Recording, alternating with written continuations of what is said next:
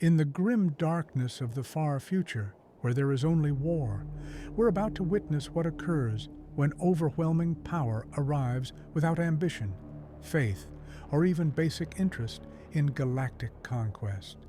The warp rift opened above Hive Tertius without warning, as they always did. Violet lightning cracked across the polluted sky, and every psyker within 300 kilometers screamed in unison. Astropaths clutched their bleeding eye sockets. Sanctioned psychic advisors began babbling in languages that predated humanity's exodus from old Earth. The local planetary defense force went to high alert, expecting the worst. Chaos raiders, perhaps, or a demonic incursion that would require weeks of purging and months of prayer to cleanse. What emerged from the tear in reality was far stranger than demons. A bald man in a yellow jumpsuit and a white cape fell through the closing portal, tumbling end over end before landing face first on the Rockcrete Plaza in the Merchant District. The impact should have pulverized every bone in his body. The crater should have been 3 meters deep. Instead, he simply stood up, brushed purple warp residue off his shoulders, and looked around with an expression of profound annoyance. "Not again," Saitama muttered, scratching his head. "I was in the middle of a sale. They had cabbage for half price." Around him, the citizens of Hive Tertius froze. In a society where deviation from the Emperor's prescribed human form could mean immediate execution, the appearance of this stranger, emerging from the warp itself, unharmed and uncorrupted, was beyond heretical. It was impossible. The warp twisted things. It corrupted. It transformed. It did not deposit ordinary-looking humans who complained about grocery shopping. An old woman dropped her ration tin. A merchant abandoned his stall. A child pointed, mouth agape, before his mother yanked him away and began furiously making the sign of the Aquila while whispering prayers to the God Emperor. Saitama glanced down at himself, noted the strange looks, and sighed. Great. Another weird dimension thing.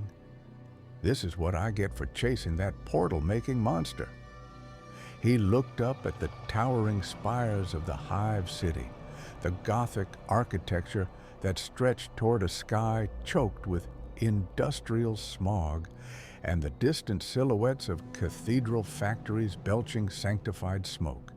Well, at least there's a city. Maybe they have a supermarket. Within 6 minutes, the Adeptus Arbites received 17 separate Vox reports of a possible mutant, heretic, or unsanctioned psyker in Merchant Plaza 7. Within 8 minutes, a patrol squad was mobilized. Within 12 minutes, Arbitrator Crassus and his 5-man enforcement team arrived with shotguns, shock mauls, and a portable gene scanner to process what they assumed would be a routine apprehension of some warp-touched unfortunate who would need immediate termination. Arbitrator Crassus was a 20-year veteran of Hive law enforcement. He had put down 3 worker uprisings, executed 47 heretics, and personally dragged a rogue psyker into the black ships. He approached every situation with the Lex Imperialis in one hand and overwhelming force in the other. He did not expect complications from one unarmored man standing in the middle of an empty plaza, looking confused. "You!" Crassus barked, his voice amplified through his helmet's Vox grill. "By the authority of the Adeptus Arbites and the God Emperor of mankind, identify yourself. Present your citizen documentation immediately." Saitama turned around. Hi. Listen, I'm kinda lost. Do you know where I can find a grocery store? I need to get back home before the sale ends." Crassus's hand moved to his shock maul. The citizen was non-compliant. potentially addled by warp exposure and showing no proper deference to Imperial authority. You emerged from a warp anomaly. You will submit to genetic screening, spiritual examination, and interrogation. Resist, and you will be terminated. This is your only warning. Warp anomaly? Saitama blinked. Is that what that purple thing was? Look, I'm just trying to... On the ground! Now! Crassus raised his shotgun. Saitama sighed. The kind of long-suffering exhalation of someone who'd been through this exact scenario too many times in too many strange places. Okay, I get it. Wrong place, wrong time, don't have papers. Can we skip to the part where I explain I'm not dangerous and you let me look for food?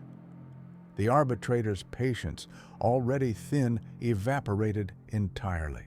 He fired a warning shot into the rockcrete beside Saitama's foot. The explosive shell detonated with enough force to shatter pavement and send shrapnel flying. Smoke billowed from the fresh crater.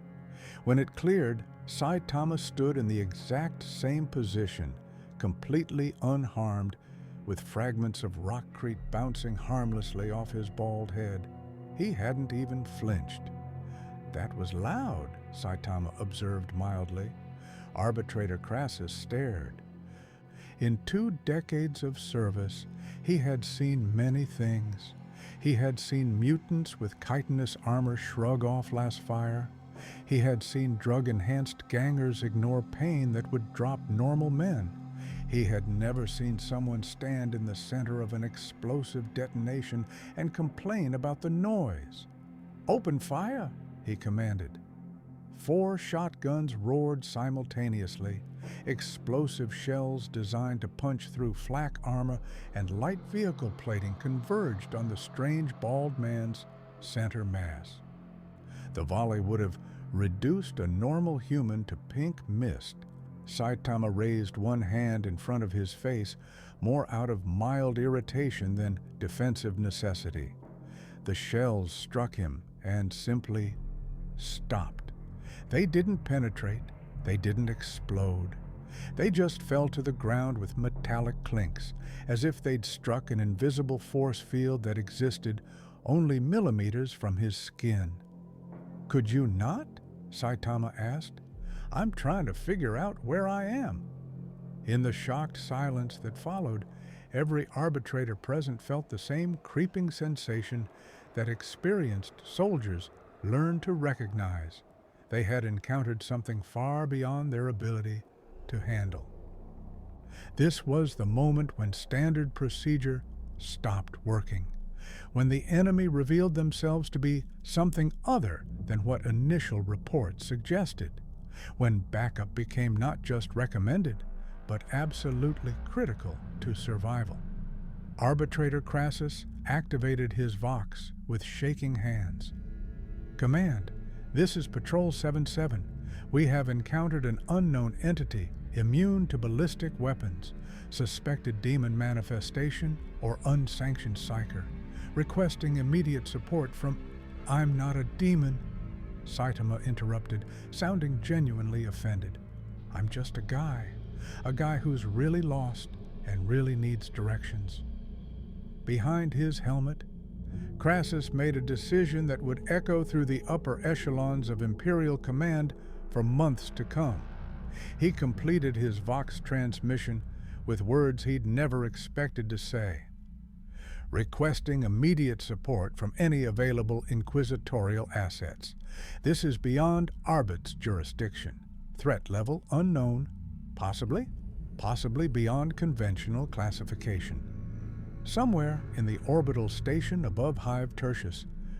Those words triggered a cascade of responses that would bring the full attention of the Imperium's most powerful organizations crashing down on one confused man who just wanted to buy vegetables. But that was still minutes away. For now, Saitama stood in the plaza, surrounded by armed enforcers too terrified to attack and too dutiful to flee. and asked the question that would define his entire experience in this brutal new galaxy. So, supermarket? Anyone? The standoff lasted exactly 4 minutes before reinforcements arrived. Not more Arbites, something far more concerning. A Rhino armored transport, painted in the black and red of the local planetary defense force, rumbled into the plaza with its heavy bolter trained on Saitama. Behind it came 2 Chimera troop carriers disgorging 20 guardsmen in full combat gear, their laser guns raised and their officers screaming orders about containment protocols and fields of fire. Arbitrator Crassus felt both relief and dread. Relief that someone else would handle this impossibility. Dread that the situation had escalated to military intervention in a civilian district, which meant paperwork, inquiries, and potential disciplinary action if this went sideways. "Unknown entity," a PDF captain called through a Vox amplifier. "You are surrounded by soldiers of the God Emperor. Surrender immediately or face obliteration." Saitama turned to face the new arrivals with the same mild confusion he'd shown the Arbites. More guys with guns. "Look, I already told these others I'm not here to cause trouble. I just need directions." "He's immune to shotgun fire," Crassus reported over the shared tactical channel. "Explosive rounds, point-blank range, no visible shielding, no power armor, just bounced off." The PDF captain processed this information with the strategic flexibility of someone who'd survived 3 years fighting orc incursions in the ash wastes. If shotguns didn't work, the solution was simple. Use bigger guns. "Heavy weapons team, prepare crack missiles. If that thing moves aggressively, turn it to vapor." 2 guardsmen hefted a missile launcher, loading anti-tank warheads designed to punch through the armor of orc battle wagons. The weapons were grotesque overkill for a single unarmored human in the middle of a civilian plaza. But the captain's survival instinct was screaming that normal protocols had stopped applying the moment this bald stranger emerged from the warp. Saitama noticed the missile launcher. His expression shifted from confusion to irritation. "Seriously? That looks expensive and dangerous for all these buildings." He glanced at the surrounding habs where terrified citizens watched from windows. "You're going to hurt someone." "Last warning." The captain's voice cracked slightly. "On your knees, hands behind your head." "I'm getting tired of this," Saitama said quietly. Then, so fast that even the most alert guardsman didn't see him move, he simply walked through the firing line. One moment he stood in the center of the plaza. The next he was beside the Rhino, tapping on its armored hull with one finger. The tap produced a sound like a cathedral bell struck by a thunderhammer. The entire 8-ton vehicle rocked on its suspension. A handprint-shaped dent, 3 centimeters deep, appeared in armor plating designed to withstand heavy bolter fire. Every soldier froze. Physics had just been violated in a very specific, very terrifying way. That armor was ceramite reinforced. It didn't dent from finger taps. It didn't dent from anything short of anti-tank weapons or orc power claws. "This is a tank, right?" Saitama asked conversationally. "Pretty sturdy. Where I'm from, heroes use these to fight monsters." He paused. "Well, they use them until I show up and end the fight. Then they usually complain I didn't leave anything for them to do." The PDF captain's tactical training warred with his survival instinct. Training said, "Eliminate the threat." Instinct said, "This thing just dented a Rhino with one finger while making casual conversation. What happens if you actually make it angry?" Instinct won. Hold fire! Everyone hold fire! He switched to a more diplomatic tone, the kind reserved for negotiating with potentially hostile unknowns when overwhelming force had clearly failed. Sir, honored sir, perhaps we can discuss this situation calmly. Finally, Saitama brightened slightly. Okay, so here's what happened. I was chasing this monster that could make portals. Kind of annoying, actually, kept running away. And then I punched through one of its portals and ended up in that purple hole thing. Now I'm here, wherever here is, and I'd really like to get home before my apartment gets robbed again. The captain's mind raced. Monster, portals, punching through warp anomalies. Each word was more alarming than the last.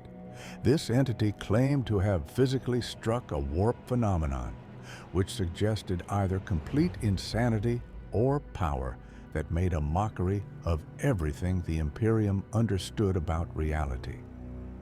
Where exactly is home? The captain asked carefully. City Z mostly, sometimes City A if there's hero work. Saitama scratched his head. None of those cities are here, are they? No, honored sir. You're on Tertius Prime, in the Segmentum Obscurus, in the Imperium of Man. The captain spoke slowly, watching for any sign of aggression. In the 41st millennium. Saitama's face showed genuine surprise for the first time. 41st millennium? What? That's like 39,000 years in the future from where I was. How does that even work? He paused. Wait, does that mean the sale already ended? Man, I really wanted that cabbage. Behind the captain, a guardsman whispered to his squad mate, Is he serious? We're facing some kind of warp god and he's worried about vegetables? The squad leader shot him a glare that promised punishment detail if he spoke again, but privately agreed with the sentiment. Nothing about this situation made sense. Entities from the warp were supposed to be terrifying, corruptive, obviously monstrous. They weren't supposed to look like someone's uncle who did too many push-ups and lost all their hair. Sir, the captain continued, I need to report this to higher command. Would you be willing to wait here while I... Do you have food? Saitama interrupted. I'm getting kind of hungry. Usually there's a convenience store nearby, but I don't see any around here. The captain blinked.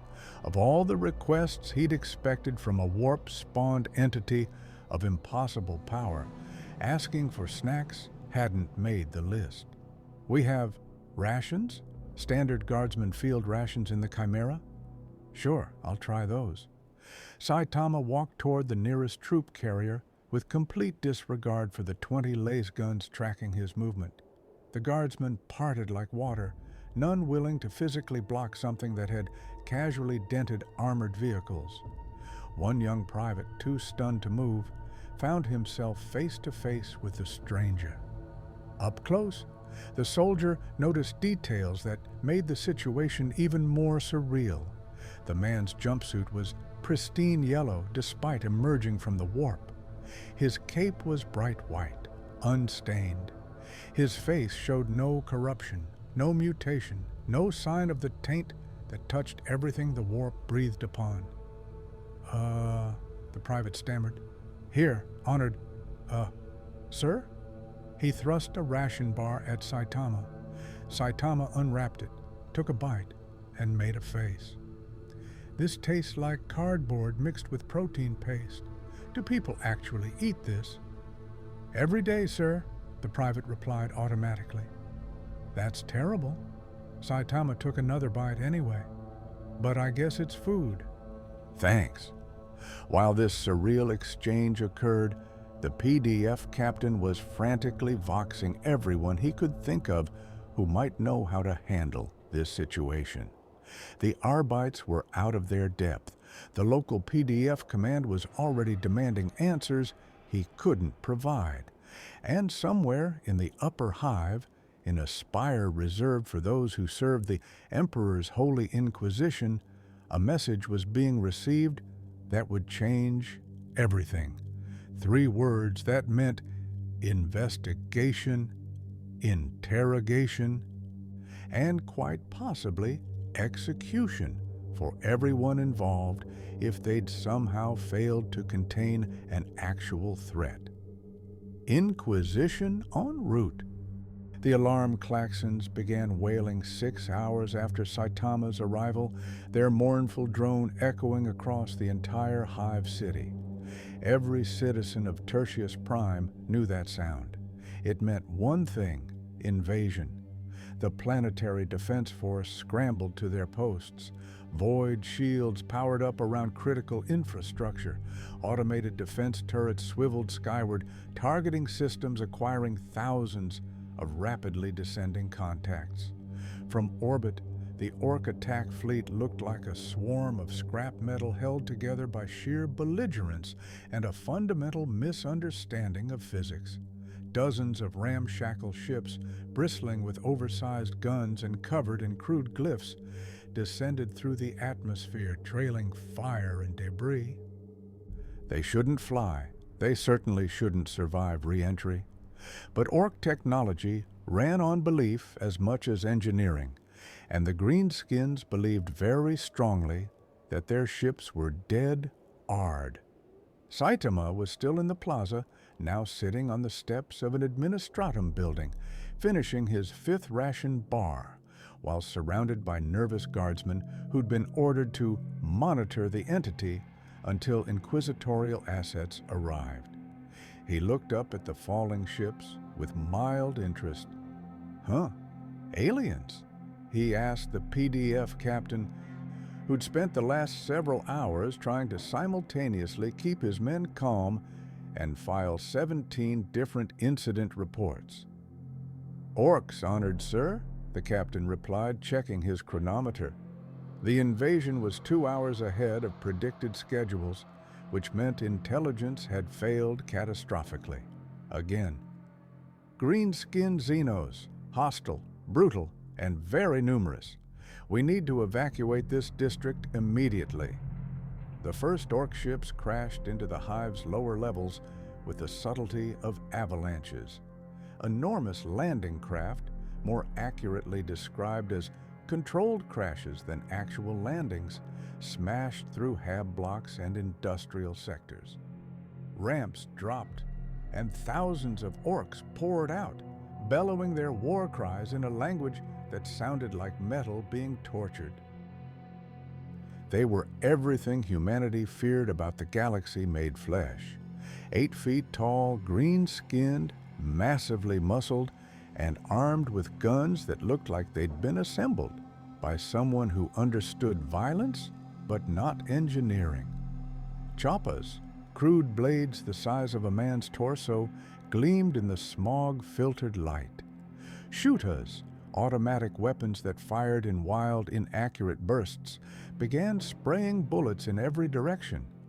The Orc-Wa had come to Tertius Prime, and it brought nothing but destruction. "We need to fall back to the secondary defense line." The PDF captain was already organizing his squad's retreat when he noticed Saitama hadn't moved. The strange man was still sitting on the steps, watching the distant chaos with the detached interest of someone observing particularly aggressive weather. "Sir, we need to evacuate now. Those are Orcs. They'll tear through this district in minutes." "Orcs," Saitama repeated, standing up and stretching. "Are they strong?" The question was so absurd that the captain actually stopped coordinating the retreat. "Strong? Sir, a single Orc can rip a man in half. A mob of them can overwhelm fortified positions. They're one of the greatest threats humanity faces in this galaxy." "Cool." Saitama started walking toward the sounds of battle. "I haven't had a good fight in a while. Maybe these Orcs will be interesting." "Wait, what? Sir, you can't just—" The captain chased after him. decades of military discipline warring with the growing certainty that nothing he said would matter. There are thousands of them. Even if you're whatever you are, you can't fight an entire war alone. Saitama looked back over his shoulder. Watch me. 3 kilometers away, Warboss Grimtusk was having the time of his life. The invasion was going perfectly. His boys were smashing through the Humi defenses like they were made of paper. Buildings were burning. Humis were running and screaming. His favorite truck had only broken down twice, which was a new record. This was what orcs lived for. A proper fight, lots of daka, and the chance to prove who was the biggest and strongest. "Boss, boss!" A smaller orc ran up, waving excitedly. "There's a Humi coming this way, just one Humi, walking toward us." Grimtusk squinted down the ruined street. Sure enough, a single human in a yellow suit and white cape was strolling through the destruction like he was out for a morning walk. No gun, no armor, just walking. The warboss threw back his head and laughed, a sound like grinding gears. "That Humi's lost his mind. Boys, let's show him what happens when you challenge the orcs." 50 greenskins turned as one, raising their weapons and bellowing challenges. They charged forward in a green tide of violence and enthusiasm, eager to be the first to claim the kill. Saitama stopped walking and sighed. "You guys seem pretty excited. Okay, let's see what you've got." The first orc reached him, a massive brute wielding a choppa that had probably killed dozens of Imperial soldiers. It swung the weapon in a devastating arc that would have split a space marine in half. The blade connected with Saitama's shoulder with a sound like a bell being struck by a hammer. The choppa shattered. Fragments of crude metal exploded outward, embedding themselves in the orc's own face. The greenskin stared at its broken weapon in complete incomprehension. That had never happened before. Choppas didn't just break. They were made for Krumpin. "That tickled," Saitama observed. Then, almost casually, he flicked the orc in the forehead with one finger. The greenskin's head snapped back with such force that its entire body followed, lifted off the ground and hurled backward through 3 of its fellow orcs. All 4 crashed into a ruined wall hard enough to crack the ferrocrete. They didn't get back up. The remaining orcs stared. In their simple, violence-oriented worldview, strength was everything, and they'd just witnessed strength that made no sense. A Humi, a tiny, bald Humi, had killed 4 boys with a finger. Not even a proper punch. A finger. "Right," Saitama said, cracking his knuckles. "Who's next?" What followed would be discussed in hushed tones by orc survivors for years to come, passed down as a cautionary tale about the one time a were encountered something worse than itself. Saitama moved through the orc mob like a force of nature, each casual movement producing devastation that shouldn't be possible. A light tap sent orcs flying into the sky. A gentle push collapsed an entire battle line. When one particularly large orc tried to shoot him, Saitama caught the bullets out of the air, looked at them curiously, and flicked them back hard enough to destroy the orc's shuta and 3 of its friends standing behind it. Warboss Grimtusk watched his warband disintegrate in real time. Orcs were fleeing, actually fleeing, running away from a fight. That was impossible. Orcs didn't run. They charged forward until they won or died gloriously. But this Humi wasn't fighting. He was dismantling, casually, effortlessly, like he was bored. The warboss made a decision. If his boys couldn't handle this Humi, he'd do it himself. He was the biggest, the strongest, the meanest orc in the WoW. His power claw could tear through tank armor. His custom mega shooter could level buildings. He'd killed space marines in single combat. Grimtusk charged forward, bellowing his war cry, swinging his power claw in a blow that crackled with energy and promised instant death to anything it touched. Saitama caught the claw with one hand. The energy field sparked and died against his palm. He looked at the massive orc with something approaching disappointment. "You're supposed to be strong, right?" Saitama asked. "This is it?" Then he punched the war boss. Just once. A simple, straightforward punch. The shockwave flattened everything in a 30-meter radius. From the defensive ramparts 2 kilometers away, Sergeant Harkin of the 88th Tertius Regiment watched through his magnoculars as reality stopped making sense. He'd been a guardsman for 16 years. He'd seen orcs torn apart by heavy bolter fire. He'd watched Lehman Russ battle tanks reduce greenskin hordes to paste. He'd witnessed a full artillery barrage turn an orc position into a smoking crater. He had never seen one man end an entire orc offensive by walking into it. "Sir," his Vox operator whispered, voice trembling, Are we seeing this correctly?" Harkin adjusted the magnoculars, hoping the image would resolve into something that made sense. It didn't. The bald man in the yellow jumpsuit was still there, standing in the center of what had been an orc advance. Around him, greenskins were scattered like children's toys thrown by an angry god. Trucks were overturned. A deaf dread, a massive orc walker that required anti-tank weapons to stop, lay in pieces, its armor plates crumpled like paper. The stranger was dusting off his hands like he'd finished a mildly tedious chore. "Get me command," Harkin ordered. "They need to see this." Within minutes, the footage from Harkin's position was being transmitted up the chain of command. Company commanders watched in stunned silence. Regimental staff scrambled to verify the feed wasn't corrupted. The Lord General commanding the Planetary Defense Forces sat in his command throne, staring at the picked screen with an expression that cycled between disbelief and horror. "Enhance Sector 7, he commanded quietly. "I want to see that again." The tech priest operating the auger arrays complied, isolating footage of Saitama's punch. The recording showed the orc war boss, easily 300 kilograms of muscle, armor, and violence, simply ceasing to exist in any recognizable form.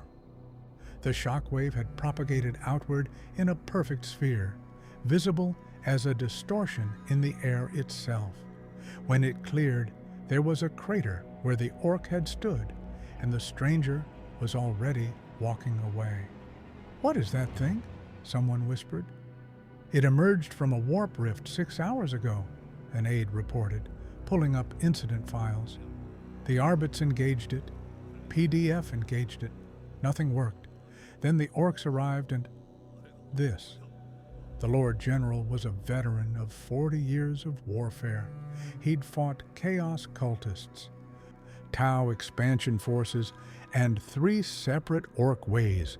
He'd made decisions that sent thousands of men to their deaths and called down orbital bombardments that scoured entire cities. He knew when to press an attack and when to consolidate defenses. He also knew when something was so far beyond normal combat parameters that standard doctrine became meaningless. "Get me the Inquisition," he said quietly. "Whatever that thing is, it's their problem now."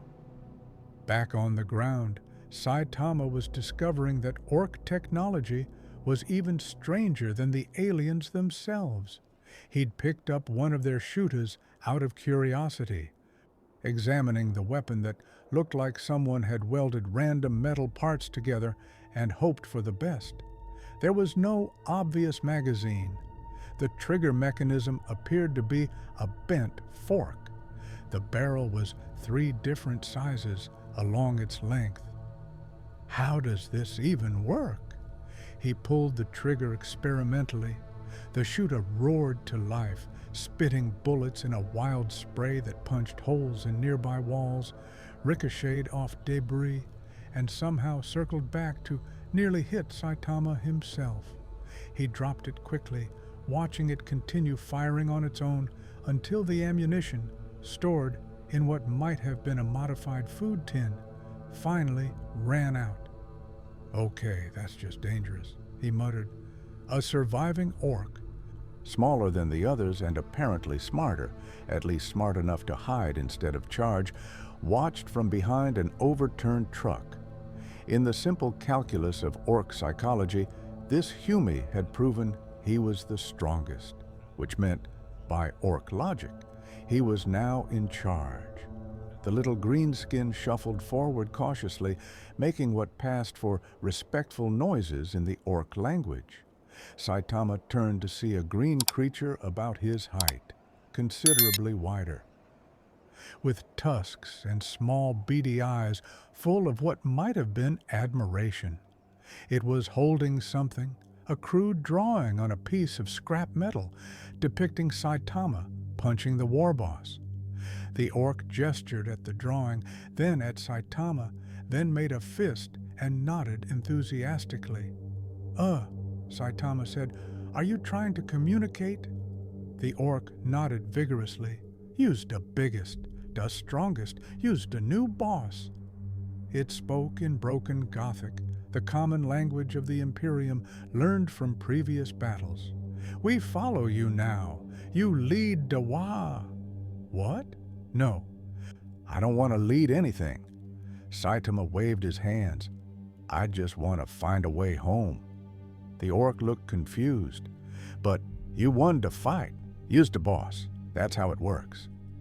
From his observation post, Sergeant Harkin watched this exchange through his magnoculars with mounting alarm. The entity was communicating with the Xenos, not fighting, not executing, communicating. That was bad. That was potentially heretical. That was definitely something the Inquisition would want to know about. His vox crackled to life. "All units, maintain observation distance. Do not engage. Repeat, do not engage the entity under any circumstances." "Understood, Command," Harkin replied. "Should we engage the remaining orcs?" "Negative. The entity appears to have neutralized the primary threat. We're waiting for new orders." Waiting. The Imperial Guard didn't wait. They advanced, or they held ground, or they retreated in good order, but they didn't simply wait and watch while one unidentified person redrew the tactical map by existing. This was unprecedented. Saitama, unaware of the observation and unconcerned with the broader implications of his actions, was trying to explain to an increasingly confused orc that he wasn't interested in leadership positions. "Look, where I come from, I'm a hero for fun. I don't lead armies. I don't conquer planets. I just punch things that are causing trouble and then go home." "Hero?" The orc tested the word, like the Hume boss mans with the fancy armor. "I guess. Do you mean soldiers?" No. The really big Hume boss mans. The ones in the super hard armor. The space marines." Saitama's expression brightened slightly. "Oh, space marines. Those sound cool. Are they strong?" The orc made an expansive gesture. "Dey's big. Dey's hard. They can crump loads of boys." It paused, looking at the devastation Saitama had caused. "But you crumped more boys. You's stronger." "Huh." Saitama considered this. "Well, maybe I'll meet one. That could be interesting." What Saitama didn't know, what he couldn't know, being completely unfamiliar with this timeline, was that his wish was about to be granted. Approximately 300 kilometers overhead, a strike cruiser of the Ultramarines chapter had just entered orbit. They'd received distress signals from Tertius Prime about an Orc invasion and had diverted to provide support. They were about to discover that the situation on the ground was far stranger than any Orc wah. Inquisitor Valdez of the Ordo Xenos arrived on Tertius Prime exactly 8 hours after the warp anomaly was first reported.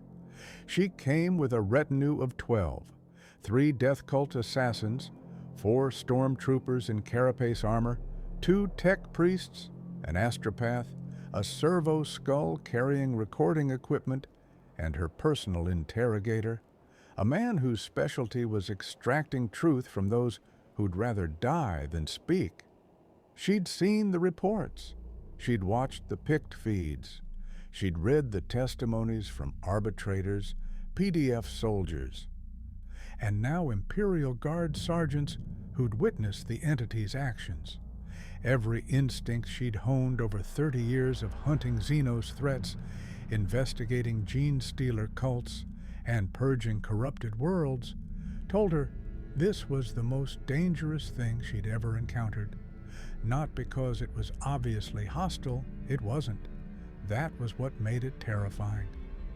"Status!" she commanded as her Aquila lander touched down in the fortified zone. The Imperial Guard had established around the entity's last known position. Colonel Varen, recently promoted to Incident Commander by virtue of being the highest-ranking officer willing to get within a kilometer of the entity, snapped to attention. Inquisitor, the entity remains in Sector 7, approximately 200 meters from this position. It hasn't moved in 3 hours. It appears to be sitting, possibly sleeping. Casualties from the entity? None, Inquisitor. 0. It has not harmed a single Imperial citizen or soldier. Varen paused, clearly uncomfortable. However, it neutralized an estimated 400 orcs in approximately 6 minutes. Casualty assessment suggests it killed the war boss with a single strike. Valdez had read that part. She still didn't believe it, not entirely. Her mind kept trying to find rational explanations. Perhaps the entity was a latent psyker who'd survived warp exposure through sheer luck. Perhaps it was an ancient weapon from the dark age of technology, awakened and confused. Perhaps it was a Xenos wearing human skin, infiltrating Imperial space for unknowable purposes. None of those explanations fit the evidence. "I want full Ausspec scans," she ordered. "Psychic resonance, genetic markers, technological signatures, everything. And establish a perimeter.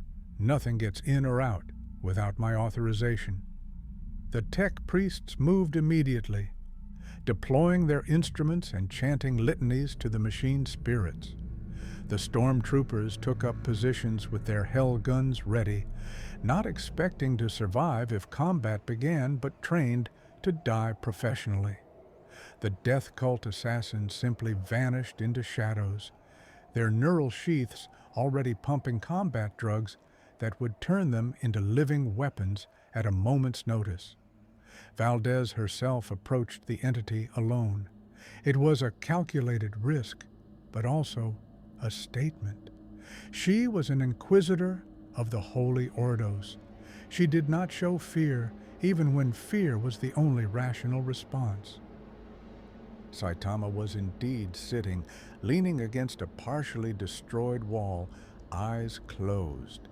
The orc who'd declared itself his follower sat a respectful distance away, occasionally glancing at the human forces with what might have been wariness. When Valdez's footsteps echoed across the rubble, Saitama opened one eye.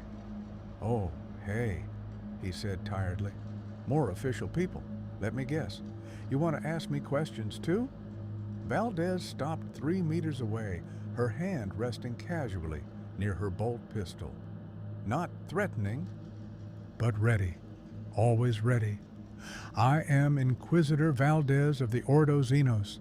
You emerged from a warp anomaly, survived exposure to the Immaterium, demonstrated capabilities beyond any recorded human baseline, and neutralized a Xenos threat that should have required an entire regiment to contain. Yes, I have questions. Okay? Saitama stood up, brushing dust off his jumpsuit. But I'm probably going to give you answers you won't like, because I don't really understand what's happening either. Begin with your name. Saitama. Origin? City Z Earth. Japan specifically, but I've been all over. Valdez frowned. Earth is Terra, the throne world of the God Emperor. There is no City Z in any Imperial records. And Japan hasn't existed as a geographic designation in over 20,000 years. Yeah, about that. Saitama scratched his head. Your friend earlier said this was the 41st millennium. I'm from way earlier, like early 21st century, so either I time traveled or dimension hopped or something. Honestly, it's happened before. Weird monster stuff usually. The interrogator activated his recording equipment, documenting every word. This would be studied by savants, analyzed by lexicographers, and dissected by theologians. If the entity was telling the truth, if it was genuinely from humanity's ancient past, the implications were staggering. You claim to be from before the age of strife, Valdez said carefully. Before the Emperor united Terra, before humanity spread to the stars. I don't know about any of that. I'm just from regular modern times. We had cars and internet and stuff. No space empires, no aliens attacking. He paused. Well, aliens attacked sometimes, but I usually handled it. How? Punched them mostly. The simplicity of the answer was somehow more disturbing than any elaborate explanation would have been. Valdez had interrogated Chaos cultists who spoke in tongues, gene stealers who tried to seduce her to their cause, and Dark Eldar who bragged about their atrocities. She knew how lies sounded, how truth rang false when mixed with deception. This entity was simply stating facts like someone describing their morning routine. The warp rift, she pressed. How did you survive unscathed? The Immaterium corrupts everything it touches. Demons should have torn your soul apart. Chaos should have rewritten your flesh. Saitama shrugged. Didn't really notice anything trying. There was a lot of purple and some weird whispering, but nothing grabbed me or whatever. Then I fell out and landed here.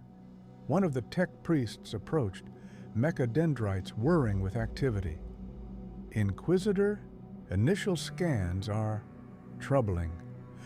The entity registers as baseline human genetically. No mutations, no Xenos markers, no signs of chaos corruption. His biological readings are entirely normal, except... The tech priest paused, its artificial eyes flickering. Except the density readings are impossible. His cellular structure suggests a mass significantly higher than visual assessment would indicate. And there's something else. Report.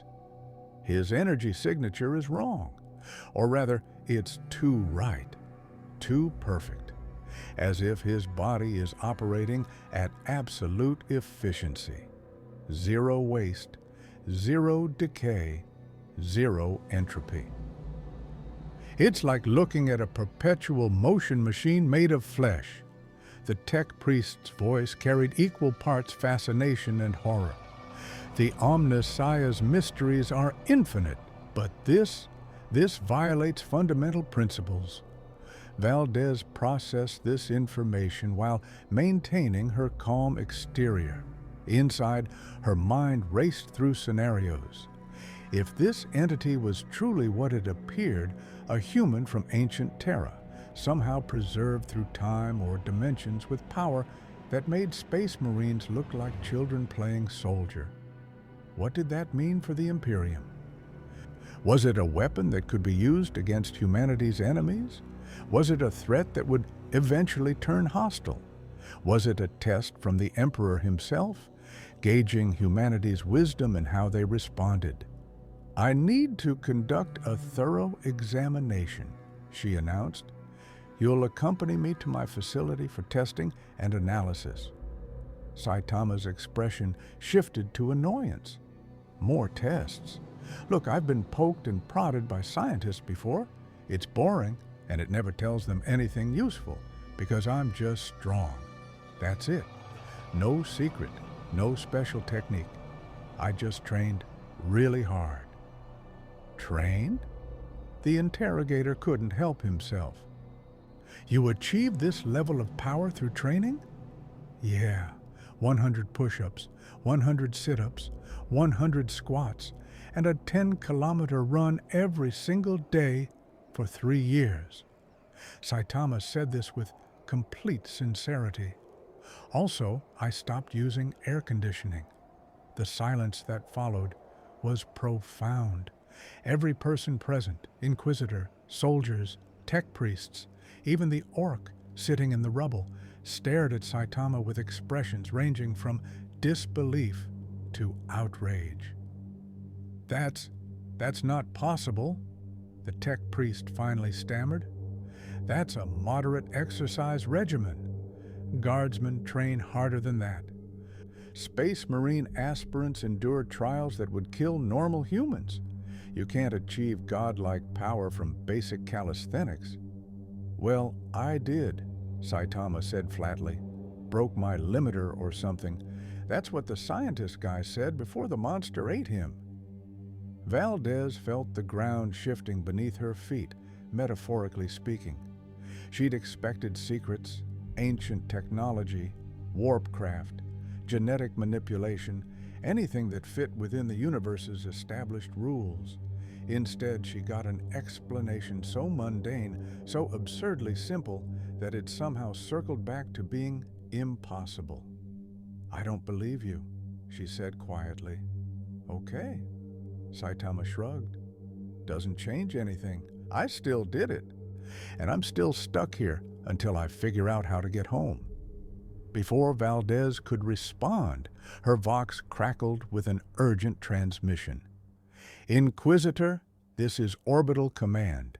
We have new contacts entering the system. Identification confirms Adeptus Astartes strike cruiser, Ultramarines chapter. They're requesting landing clearance and situation reports." Valdez felt something cold settle in her stomach. The Space Marines were here, the Emperor's finest warriors, genetically engineered posthumans who stood as paragons of human military might. They would want to assess this entity themselves, and based on everything she'd seen, when the Ultramarines met Saitama, their entire understanding of strength and power was about to be thoroughly challenged. The Thunderhawk gunship descended through Tertius Prime's polluted atmosphere with a controlled precision that defined all Ultramarine operations. Inside, Brother Sergeant Scipio of the 5th Company reviewed tactical data on his helmet display, analyzing the situation with the speed only a Space Marine's enhanced mind could achieve.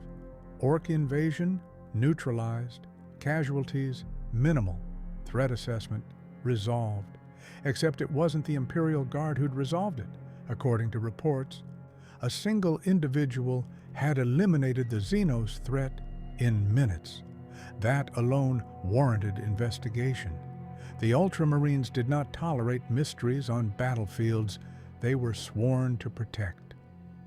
"Brothers," Scipio addressed his squad over the Vox, "we approach an unknown entity of significant power.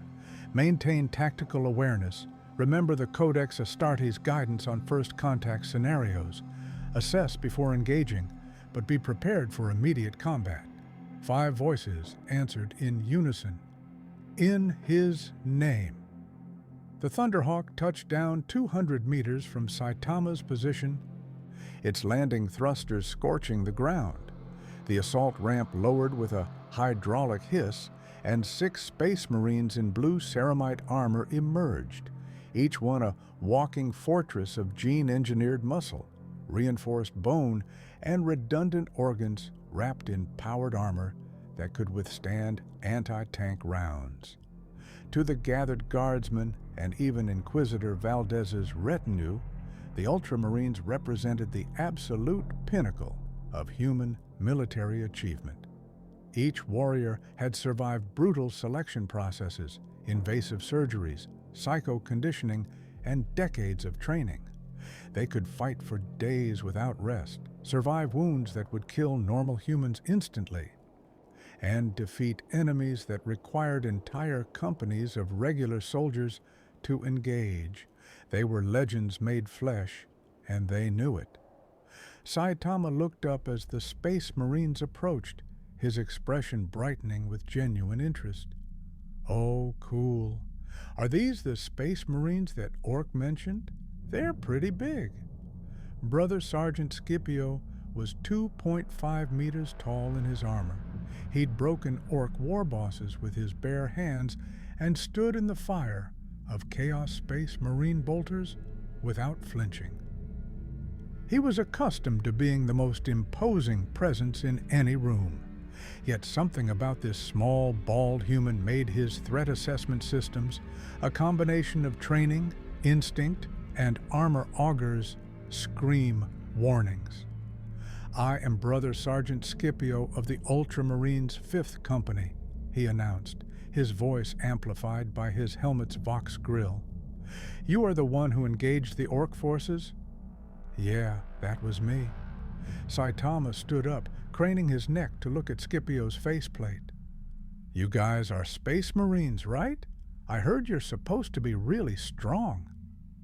"We are the Emperor's finest," Scipio confirmed. "Gene-forged warriors created to defend humanity against all threats. Each of us possesses strength, speed, and resilience far beyond mortal limits." "That's awesome."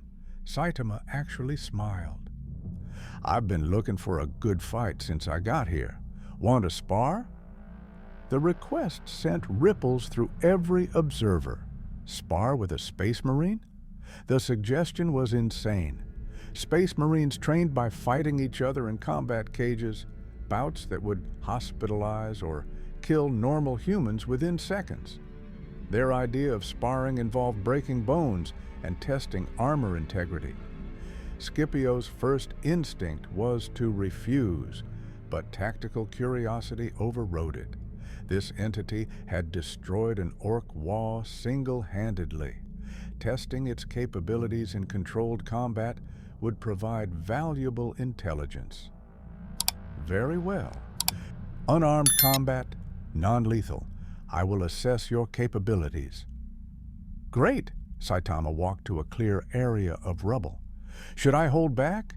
I don't want to break your armor or anything." Brother Tatius, one of Scipio's squad, actually laughed, a rare sound from a Space Marine. "Our armor can withstand heavy bolter fire. You need not restrain yourself." "Okay, if you say so." Scipio removed his helmet, revealing a scarred face with eyes like chips of ice, and approached Saitama. He'd fought Tyranid warriors in close combat, wrestled with chaos-corrupted hulks, and traded blows with Orc knobs. He knew exactly how much force his punches carried, enough to shatter Ferrocrete and crumple light vehicle armor. He also knew, instinctively, that this would be different. "Begin," Scipio said, dropping into a combat stance perfected over centuries of Space Marine warfare. Saitama just stood there, hands relaxed at his sides. "You can go first." The casual confidence, or ignorance, irritated something in Scipio's warrior psyche. He struck, a testing jab with perhaps 30% of his full strength, more than enough to stagger a normal human, possibly enough to knock out an unaugmented soldier. Saitama caught the fist with one hand, just caught it, as easily as catching a ball. The impact produced no sound, no shockwave, nothing. The kinetic energy simply vanished, absorbed into Saitama's seemingly ordinary flesh. Scipio's threat assessment systems went from yellow alert to red. He tried to pull his fist back. It didn't move.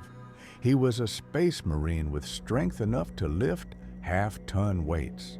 His arm should be extracting effortlessly from such a simple grip. It didn't move at all. "Your turn," Saitama said pleasantly. Then he pushed, gently by his standards, on Scipio's captured fist. The space marine flew backward, his armored boots carving twin furrows in the ground as he slid 6 meters before catching himself. His armor's auto senses screamed damage warnings, even though nothing was breached. The kinetic force transferred through his armor had been precisely calibrated, enough to move him significantly without causing injury. That level of control was impossible. No one could calibrate force that precisely in a split-second contact. "Interesting," Scipio said, running tactical calculations. Again, full combat this time.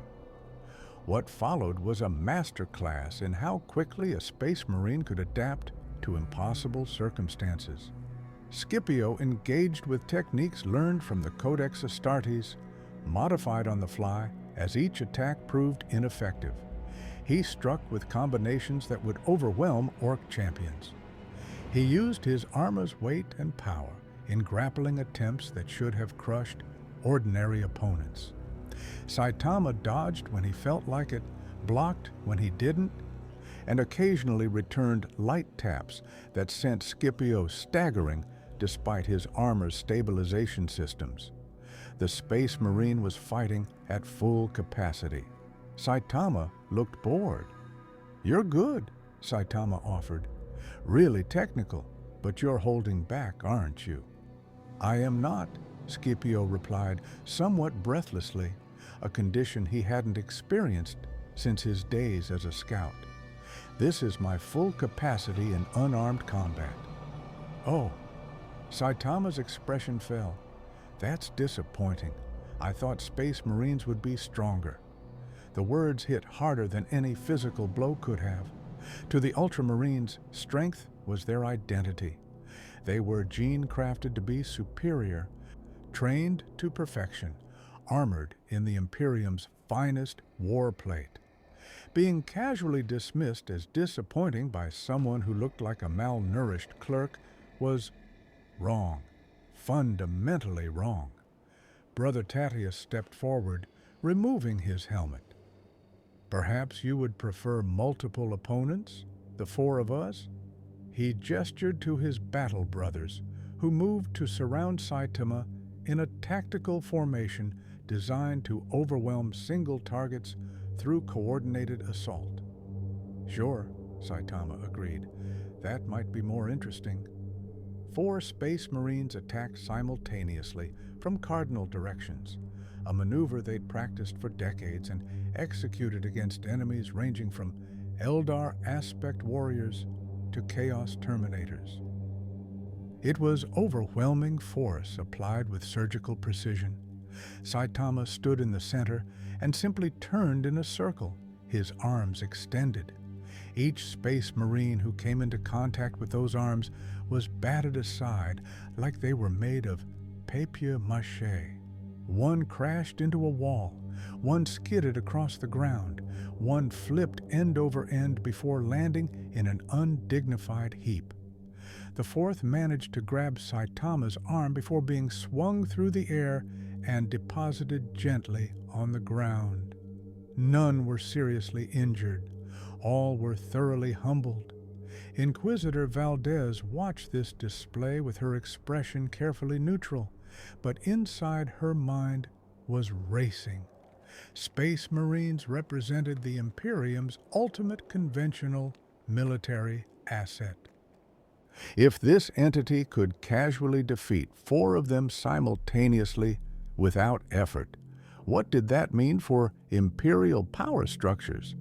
What happened when enemies learned that there existed something beyond Space Marines, something that made their legendary prowess look ordinary?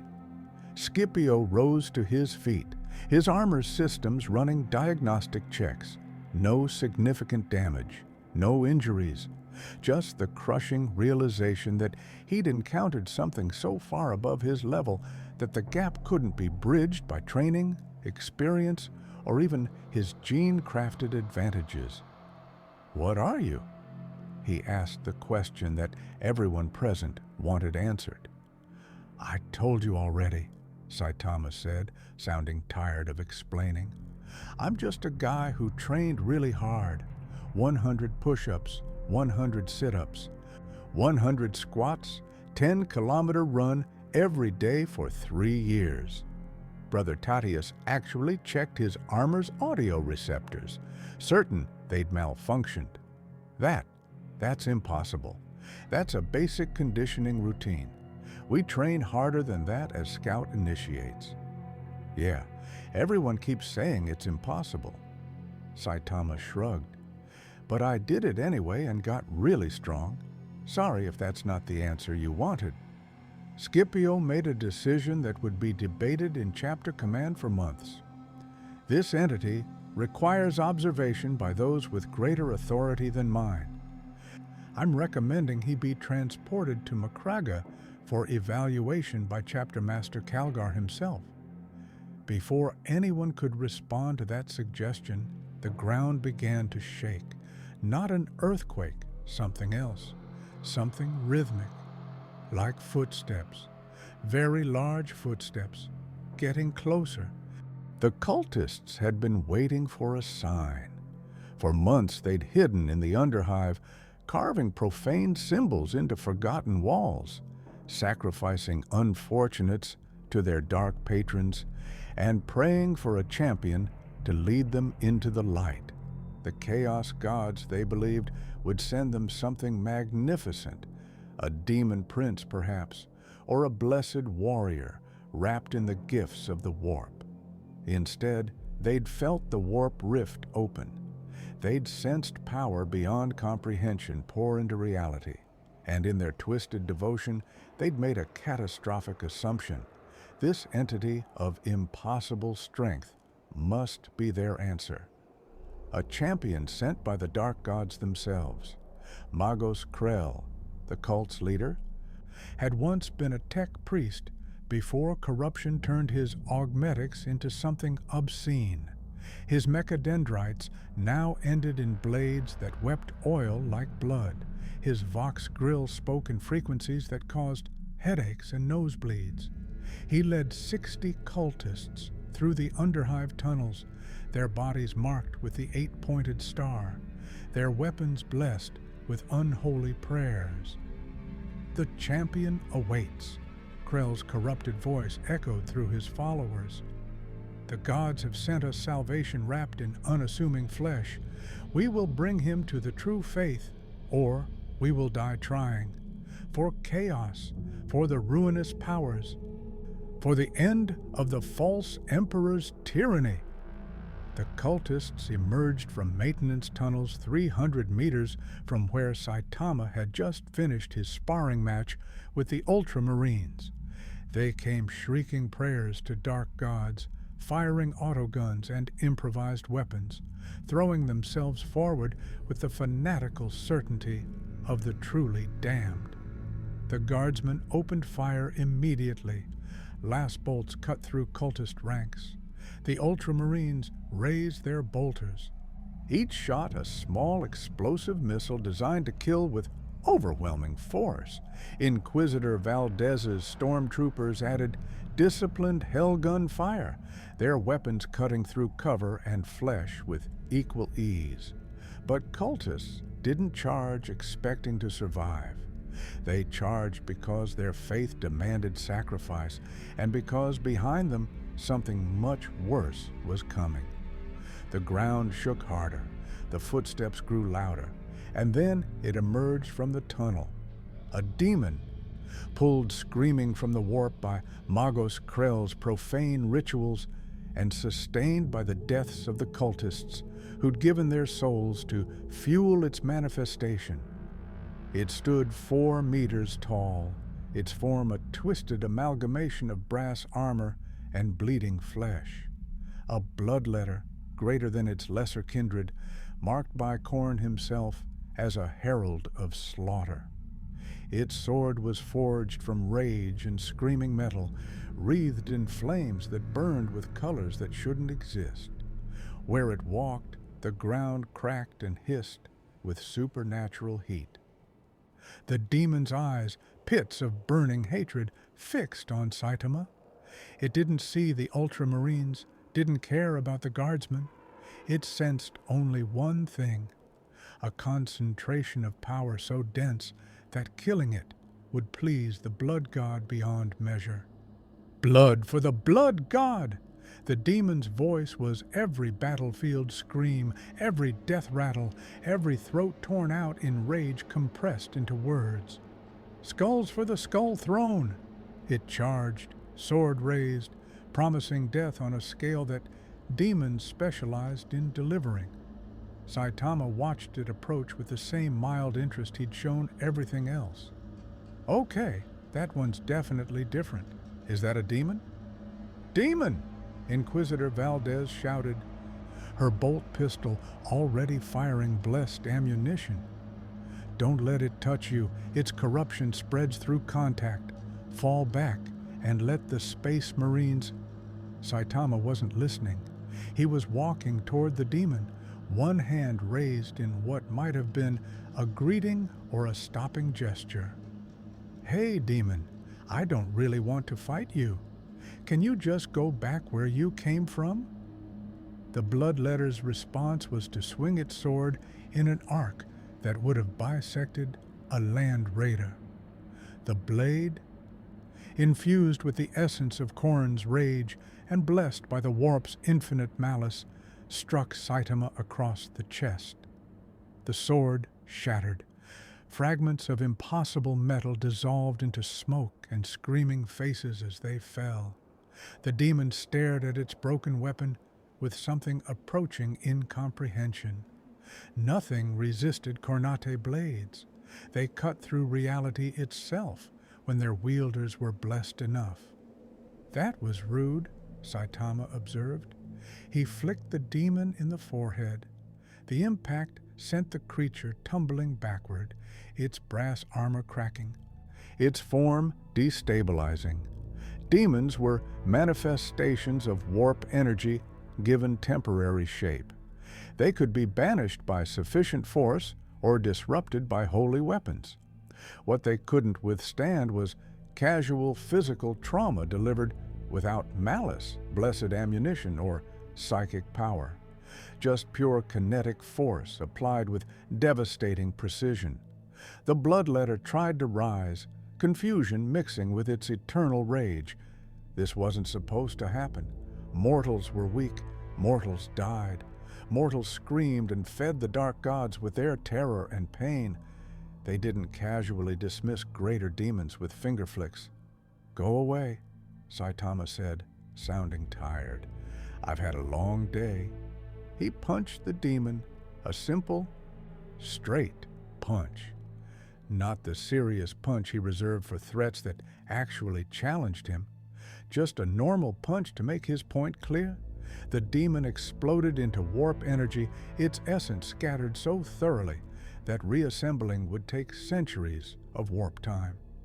The cultists who'd been channeling power to sustain it screamed as the psychic backlash burned through their souls.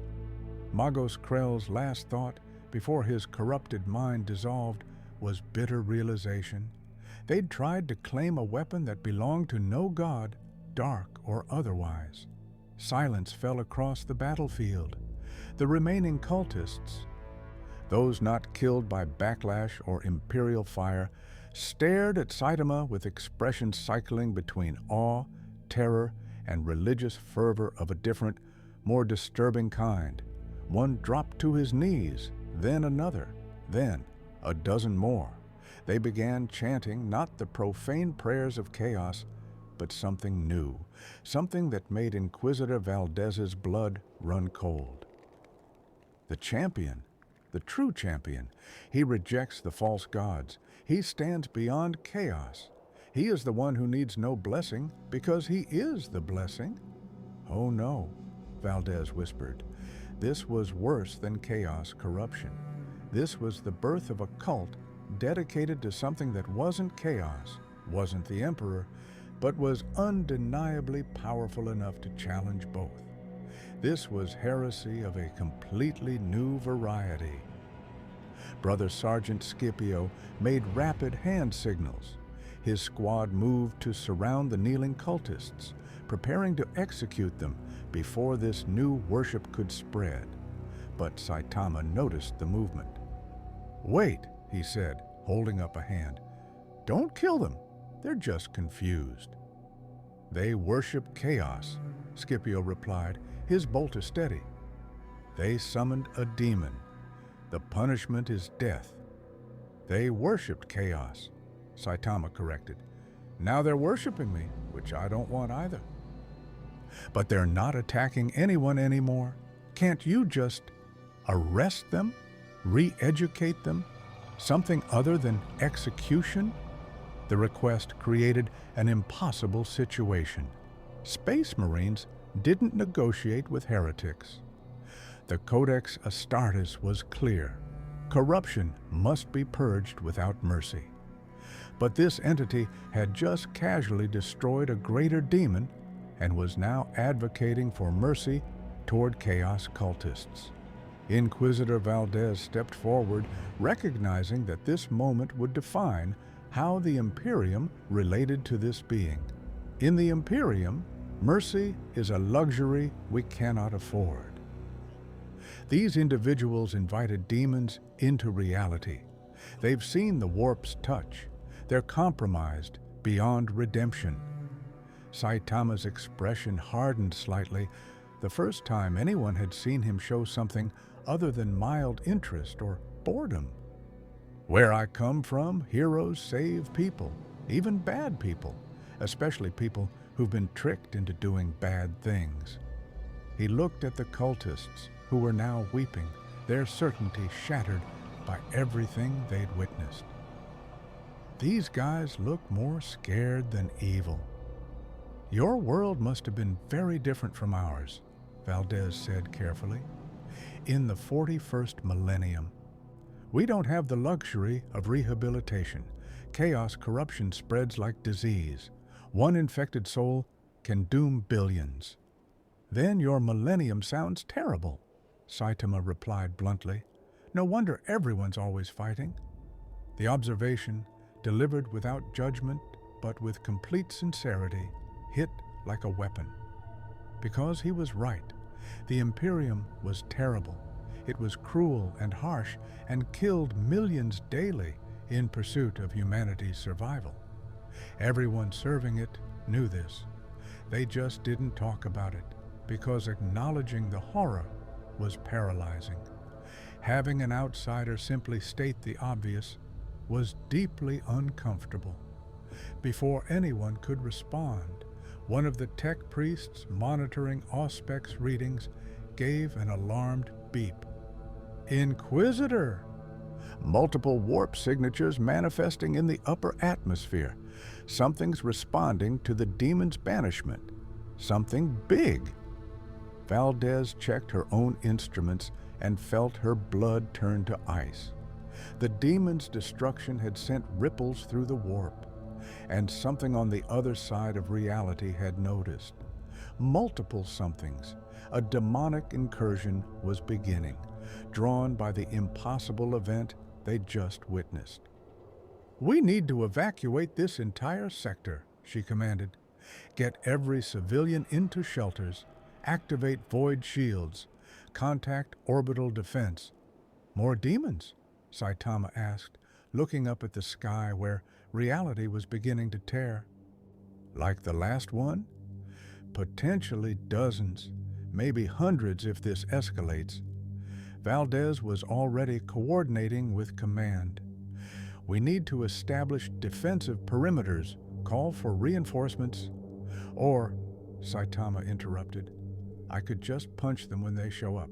That worked pretty well with the first one." The casual suggestion that he could handle a demonic incursion alone would have been laughable from anyone else. From Saitama, after everything they'd witnessed, it was merely terrifying in its implications. The warp rifts opened like wounds in reality. 13 of them spread across the sky above Tertius Prime. Purple and crimson light spilled through, and with it came the laughter, the endless mocking laughter of demons who knew no mortal could stand against their infinite malice. The bloodletters came first, lesser demons of Khorne, each one a killing machine forged from rage and thirsting for skulls. Then came plague bearers, rotting servants of Nurgle who spread disease with every step. Pink horrors of Tzeentch materialized, giggling as they hurled warp fire, and lastly, slithering through the tears in space. Demonettes of Slaanesh arrived, their beautiful, hideous forms promising pain, disguised as pleasure. 147 demons, by the count of Brother Sergeant Scipio's auto-senses, enough to overwhelm a company of Space Marines, enough to damn an entire world if left unchecked. "Emperor, protect us," someone whispered. The Ultramarines formed a defensive line, bolters raised. The Guardsmen activated Vox links to request every available unit. Inquisitor Valdez began cycling through prayers of banishment, her voice steady despite the magnitude of the threat. This was humanity's eternal struggle, standing against impossible darkness with faith, fury, and the certainty that death served the Emperor too. Saitama cracked his knuckles. "Okay, so there's more of them. That's fine. Just means I'll be done faster." "Wait," Scipio commanded. "We need to coordinate, establish firing lanes, concentrate fire on the—" He stopped talking because Saitama had jumped, not walked, not run. Jumped straight up into the air, impossibly high, until he was level with the lowest demon horde descending from the warp rifts. "What is he doing?" Brother Tatius asked. "Winning?" Inquisitor Valdez replied quietly, her Auspex readings spiking off the scale. Saitama reached the first group of bloodletters, 20 demons falling in a formation designed to maximize slaughter on landing. They saw him coming, these entities of pure violence, and raised their hell blades in anticipation of glorious combat. "Consecutive normal punches," Saitama said, and his fists became a blur. Each punch connected with a demon. Each demon exploded into dissipating warp energy, banished so thoroughly that their essence scattered across the immaterium. 20 strikes in less than 2 seconds. 20 demons destroyed without ceremony, without dramatic confrontation, without any of the apocalyptic struggle that demonic incursions normally required. He landed on a falling chunk of debris, used it as a platform to jump again, and reached a cluster of pink horrors preparing to rain warp fire on the city below. They managed to launch one volley, multicolored flames that could melt ceramite and burn souls, before Saitama swatted the fire away like annoying insects and proceeded to methodically eliminate each horror with precise strikes. The plague bearers, slower and more resilient than their kin, tried to spread out and surround him in 3 dimensions. Their strategy was sound. Use their numbers and durability to bog down the enemy while disease did its work. The problem was that disease required contact, and contact required catching him. Saitama moved through them like wind through wheat, each touch disrupting their material forms. The plague-bearers' manifestations of decay and entropy met something that refused to decay or slow down. Their very nature was anathema to Saitama's existence. He was someone who'd broken past human limits through sheer persistence, and persistence was exactly what entropy couldn't defeat. The demonettes tried seduction, their voices promising experiences beyond mortal comprehension. They were creatures designed to exploit desire, to twist want into corruption. But Saitama's desires were remarkably straightforward. He wanted to get home, he wanted to find groceries, and he wanted a good fight. Demonic temptation simply slid off someone whose ambitions were so mundane. "You guys are weird," he commented, punching through 3 demonettes simultaneously. "And kind of creepy. Please stop talking." On the ground, the observers watched in stunned silence as the demonic incursion, the kind of threat that normally required months of military coordination, thousands of casualties, and eventual orbital bombardment to resolve, was being solved by one man punching things in midair. "This is impossible," one of Valdez's tech priests stated. "Demons are not physical beings. They're warp manifestations. You can't just punch them out of existence. You need blessed weapons, psychic nullification, sanctified rituals." "He's doing it anyway," the other tech priest replied, its mechanical voice carrying something almost like wonder. The laws of reality are negotiable, apparently, in his presence. Inquisitor Valdez was mentally composing the report she'd have to submit. How did one explain this to the Lords of Terra? To the Inquisitorial Conclave? "I witnessed an entity from ancient Terra single-handedly defeat a demonic incursion through unarmed combat," would sound like madness. But she had 17 different recording devices capturing every moment, and dozens of witnesses, including Adeptus Astartes, whose testimony was beyond question. The last demon, a particularly large bloodletter who'd been hanging back to assess the situation with uncharacteristic tactical awareness, made a decision. It opened a warp portal, attempting to retreat back to the Immaterium, where it could report this impossibility to greater powers. Saitama noticed. "Oh, no you don't. If you go back, you'll probably just bring more friends." He kicked off empty air, somehow impossibly, treating vacuum as solid surface, and reached the fleeing demon in an instant. His hand closed around what might have been its ankle, or the demonic equivalent, and he pulled. The demon came out of its portal like a fish from water, screaming in rage and terror. Saitama held it at arm's length, examining it with curious detachment. "So, you guys are made of that purple energy stuff from the portal? That's kind of interesting. Are you alive? Or are you like constructs?" The bloodletter thrashed, trying to cut him with its claws, trying to corrupt him with its mere presence. Nothing worked. It was like trying to corrupt a mountain or infect the sun. The entity holding it was simply too far removed from anything the warp could affect. "I'll take that as it's complicated," Saitama said.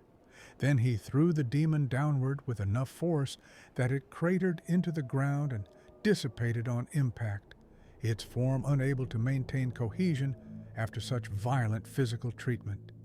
He landed lightly beside the crater, dusting off his hands. The entire engagement had taken less than 4 minutes. "So," Saitama addressed the stunned crowd, "are there usually more demons, or was that all of them?" Brother Sergeant Scipio's helmet display was showing impossible readings. His armor's machine spirit was cycling through error messages, unable to reconcile what it had witnessed with its understanding of combat.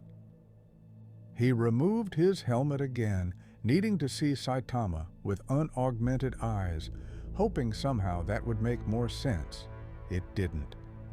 That was a full demonic incursion, Scipio said slowly. It should have required coordinated efforts from multiple Space Marine squads, supported by Imperial Guard regiments, blessed by the Ecclesiarchy, and still resulted in significant casualties. You just handled it alone, in minutes. Yeah, well, demons aren't that tough when you get past the scary appearance. Saitama shrugged. They're surprisingly fragile, actually. I've fought grocery store monsters that were harder to beat. The casual comparison of demonic entities to grocery store monsters was somehow the most disturbing thing said all day. It put into perspective just how different Saitama's baseline for threat was compared to everyone else present. One of the cultists who'd been kneeling earlier, the ones Saitama had prevented the Ultramarines from executing, spoke up, his voice hoarse. You destroyed demons, greater and lesser both, without ritual, without faith, without any blessing from gods, dark or light. What are you? I'm a hero, Saitama replied simply. That's all. Heroes fight bad guys and protect people. These demon things were bad guys, so I fought them. The cultist began weeping. We've been so wrong about everything. Chaos promised power, but power was meaningless. We sought gods, but gods are meaningless. You just showed us that strength needs no faith, no corruption, no divine patronage, just training? 100 push-ups, Saitama confirmed. 100 sit-ups, 100 squats, 10-kilometer run every day, 3 years. He speaks the sacred litany again, another cultist whispered, and Valdez realized with growing horror that these former chaos worshippers were rapidly converting to something potentially worse, worship of achievable power, belief that humans could transcend their limits without gods, without the emperor, without anything except dedication and exercise. That was a heresy that could spread like wildfire among the Imperium's countless, oppressed masses. We need to contain this, Valdez said quietly to Scipio. Not him, we clearly can't contain him, but this idea that he represents. If it spreads, if people start believing they can achieve this kind of power through training alone, the Imperium's power structures would collapse, Scipio finished. Faith in the Emperor sustains us. Fear of chaos restrains us. But if people believe they can become powerful enough to ignore both, he trailed off, seeing the implications spread like ripples. Saitama, oblivious to these concerns, was looking around at the destruction his fight had caused. Sorry about the mess. I tried to keep it away from buildings, but some of those demons were pretty big. The mess is acceptable, Valdez said, her mind racing through contingency plans. But we need to discuss your situation. You can't stay here. You're too disruptive, Saitama offered. Yeah, I kinda got that. Look, I don't want to cause problems. I just want to get home. Is there anyone here who knows about portals, or time travel, or dimension hopping? Every tech priest present immediately began calculating, their augmented minds racing through forbidden archives of Dark Age technology. If anyone in the Imperium had knowledge of such things, it would be locked in the deepest vaults of Mars, guarded by the Mechanicus's most paranoid tech magi, or possibly known by someone much closer, much more powerful, and much more terrifying to contact, the Emperor himself. The Tyranid Hive fleet arrived in the Tertius system 16 hours after Saitama's demonic display. They came not as conquerors seeking glory or raiders seeking plunder, but as an inexorable force of nature, hunger given form and purpose. The hive mind had sensed unusual bioenergy signatures on Tertius Prime and diverted a splinter fleet to investigate and consume. The fleet consisted of 3 bioships, each one a living organism kilometers long, spawning countless smaller creatures in their abdominal chambers. They entered the system without ceremony, their presence announced only by the psychic scream that every psyker within light years felt as the shadow in the warp descended. In the command center of the Planetary Defense Station, alarms howled. Augur arrays showed the approaching nightmare in horrifying detail. Millions of life signs, all hostile, all hungry, all moving with unified purpose. "Emperor's mercy," the Lord General whispered, watching the screens. "After the orcs, after the demons, now this. What have we done to deserve such trials?" Inquisitor Valdez, who'd remained planetside to continue monitoring Saitama, received the alert on her personal Vox. She'd been attempting to arrange transport for the entity to Mars, where perhaps the Fabricator General himself might have answers about dimensional travel. Now those plans evaporated. Tyranids didn't negotiate. They didn't retreat. They consumed everything, or they were destroyed. There was no middle ground. "Saitama?" She found him in the temporary quarters they'd assigned, sitting cross-legged and looking profoundly bored. "We have a situation." "More demons?" he asked, without enthusiasm. "Worse. Tyranids. Xenos organisms that consume all biological matter. They're approaching in force. Do they have a leader I can punch?" Saitama stood up, actually looking slightly more interested. "Maybe their boss will be strong. They have a hive mind, a collective consciousness spanning billions of organisms. And no, you can't punch it. It exists psychically across the entire species." Valdez paused. "Though, given what I have seen, I'm no longer certain what you can't do."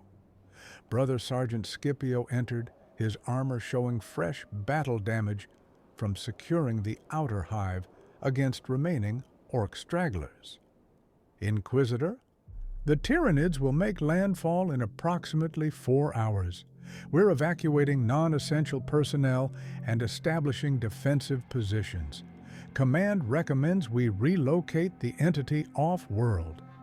"I'm not leaving," Saitama said flatly. "If these Tyranid things are going to attack people here, I should help." "This isn't like the demons," Scipio explained with surprising patience. "Tyranids come in swarms, hundreds of thousands of organisms, each one adapted to kill. They don't stop, they don't retreat. They overwhelm through sheer biomass. Even you can't be everywhere at once." "Want to bet?" Saitama replied.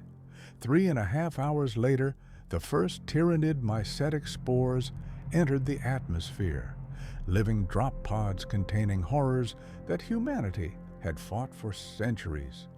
They crashed into the ash wastes outside the hive city, splitting open to release hormagaunts, scuttling creatures with scything talons designed to tear through flesh and armor. Behind them came termagants with living weapons bonded to their arms, firing bioprojectiles that dissolved what they touched. The Imperial Guard opened fire from prepared positions. Autocannons tore through chitin. Heavy bolters turned individual Tyranids into paste. But for every Xenos killed, 10 more scuttled forward. This was what Tyranids did. They drowned enemies in bodies until defenses collapsed. Saitama walked out of the main gate, ignoring the protests of the guardsmen trying to coordinate fire lanes. He surveyed the approaching swarm with his characteristic lack of concern. "Okay, so there's a lot of them," That's fine. A Hormagaunt, faster than its kin, broke from the swarm and charged him with blinding speed, talons extended to disembowel. Saitama caught it by what might have been its face, lifted it to eye level, and examined it with scientific curiosity. Huh, you're kind of like a big bug. Are you intelligent or just following instincts?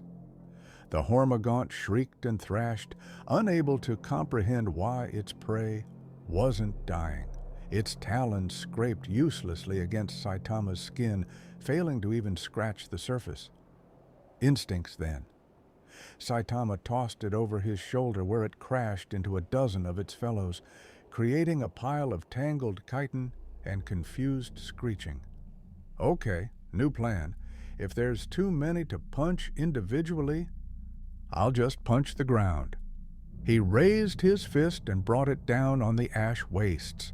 The impact created a shockwave that radiated outward in a perfect circle, traveling faster than sound.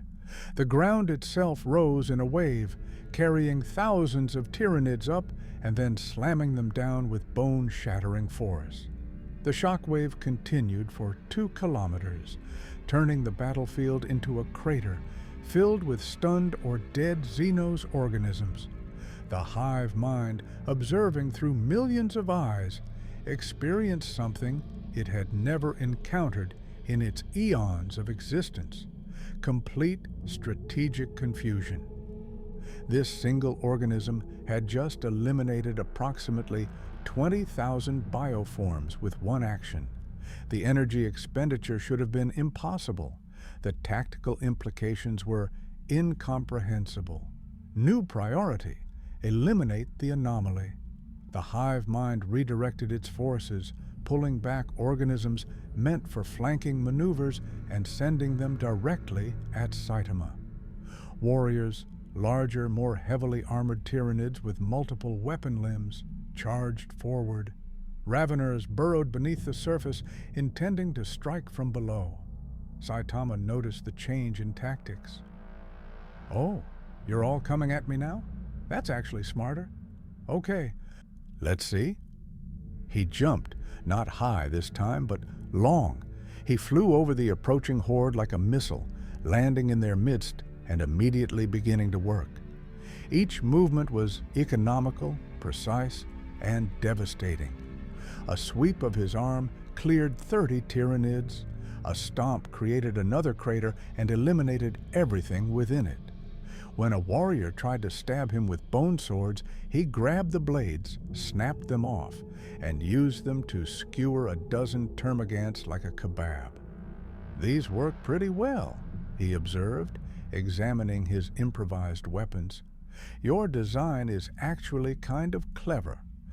Everything is biological and self-repairing. That's efficient. The warrior, now disarmed and facing something it couldn't kill, did something unprecedented. It attempted to retreat. Self-preservation overrode the hive mind's commands for just a moment, and it turned to flee. Saitama let it go. Yeah, running is probably smart. But the hive mind wouldn't allow retreat. The warrior's body seized as the collective consciousness reasserted control, forcing it to turn back and charge suicidally at the entity that had humiliated it. Saitama sighed and put it out of its misery with a quick strike. That's kind of sad, he said. You're not even fighting because you want to. Something else is controlling you. From the command center, Lord General Harkin watched the impossible battle through picked feeds from observation drones. One man, one seemingly ordinary human, was holding off a Tyranid swarm that should have overrun the entire hive sector. His tactical officers were running calculations, trying to determine force multiplication factors and combat efficiency ratings. The numbers kept returning errors. You couldn't calculate statistics for something that operated outside known parameters. Sir, his chief tactical officer reported, the entity has eliminated an estimated 40% of the ground forces. The Tyranids are adapting, pulling back to consolidate and presumably evolve countermeasures. Can they evolve a countermeasure to that? Harkin gestured at the screen where Saitama had just punched through a Carnifex, a living tank that required anti-armor weapons to damage with his bare hand. Unknown, sir. This is beyond my tactical analysis capability. In orbit, the Tyranid bioships registered the catastrophic losses and began accelerating their evolution cycles. New organisms were being spawned, each one theoretically adapted to counter the threat. Harder armor, faster reflexes, acid blood that would spray on contact. Every evolutionary advantage the hive mind could conceive was being thrown into the new generation. What the hive mind didn't understand, what it couldn't understand with its purely biological framework, was that adaptation required having something to adapt to. You couldn't evolve to counter someone who operated beyond biological limitations entirely. The second wave of Tyranids hit the battlefield 6 hours later, and they were different. The hive mind had analyzed the entity's combat patterns, its movement speed, its striking power, and spawned creatures designed specifically to counter those attributes. Lictors with chameleonic skin approached from multiple angles. Venomthropes released toxic spores that could dissolve ceramite. Zoanthropes, floating psychic organisms, prepared to assault the entity's mind directly. It was the most rapid evolutionary response the hive mind had ever produced. An entire generation adapted in hours instead of the usual decades.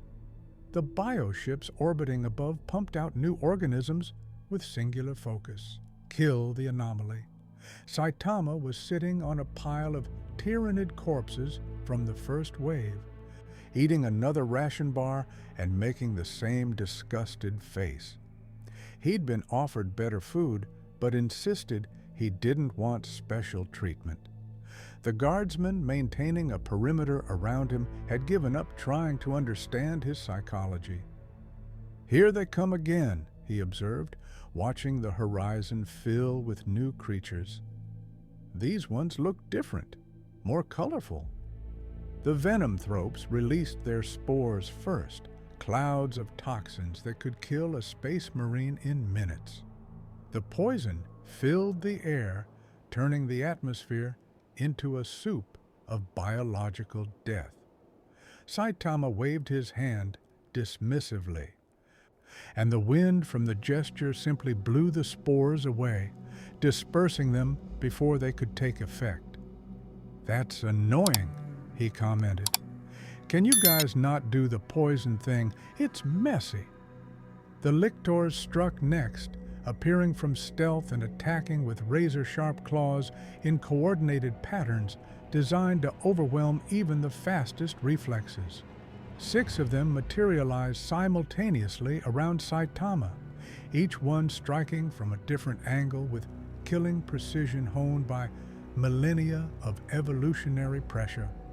Saitama looked around at them with mild interest. "Oh, you can turn invisible? That's a neat trick." Then, faster than the lictors could process, he tapped each one on what might have been their heads. They collapsed instantly, their nervous systems overloaded by kinetic force delivered with surgical precision. The zoanthropes, hovering at maximum range, unleashed their psychic assault. They projected waves of mental energy designed to boil brains, shatter minds, and turn thoughts into screaming chaos. The attack was powerful enough to kill unprotected humans within a kilometer radius and could cause even space marines to stumble. Saitama blinked. Was something supposed to happen? The zoanthropes intensified their assault, pouring everything the hive mind could channel through them into breaking this entity's mind. The psychic pressure was so intense that nearby guardsmen began bleeding from their eyes and ears. Tech priests' augmetics sparked and failed. Even Brother Sergeant Scipio, watching from a reinforced position, felt pressure building behind his eyes. Saitama scratched his head. "I feel like you're trying to do something, but I'm not sure what. Is this some kind of telepathy?" The realization rippled through the hive mind. The entity had no psychic presence to attack, or rather, it had a presence so perfectly balanced, so fundamentally stable, that psychic assault simply slid off without purchase. It was like trying to push water uphill or convince gravity to reverse. The entity's existence was too fundamental to be altered by something as mutable as psychic energy. The hive mind had encountered psychic blanks before, nulls who negated warp phenomena. This was different. This wasn't negation. This was irrelevance. The entity wasn't immune to psychic power. It simply existed on a level where psychic power didn't matter. Frustrated beyond its usual calculated approach, the hive mind deployed its orbital assets. A tyrannocyte, a massive living drop pod, descended from low orbit, its descent trajectory calculated to impact directly on the entity's position. Inside was a Carnifex Prime, the largest ground-based bioform the fleet had spawned. Enhanced with every biological weapon available, crushing claws, death spitters, enhanced chitin, and enough raw mass to flatten buildings. The tyrannocyte crashed down with meteor force. The ground cracked, dust billowed. When it cleared, the Carnifex Prime stood there, 12 tons of engineered killing power, and it immediately charged at Saitama with a roar that shook the battlefield. "Oh, you're the big one." Saitama stood up, actually looking interested. "Are you stronger than the others?" The Carnifex's claw came down in a strike that would have pulverized a Lehman Russ battle tank. Saitama caught it with one hand, his feet sinking slightly into the ground from the impact force, the first time anyone had seen him even marginally affected by an attack. "Huh, you actually made me brace a little. That's better than the others." Saitama pushed back, and the Carnifex slid backward, its claws digging furrows in the earth as it tried to hold position. "But you're still not strong enough to be interesting." He pulled the creature toward him and delivered an uppercut that launched it skyward. The Carnifex flew up, tumbling end over end, until it was a speck against the clouds. Then it came back down, impacting with enough force to create its own crater.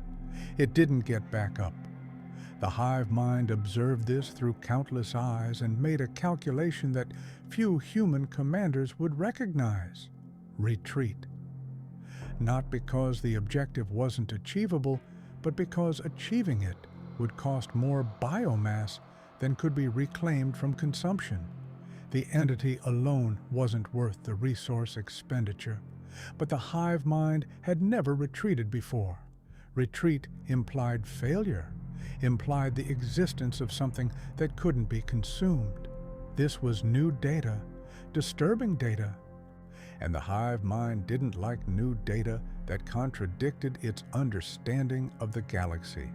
In orbit, the bioships began withdrawing, pulling back their ground forces through emergency recall pheromones.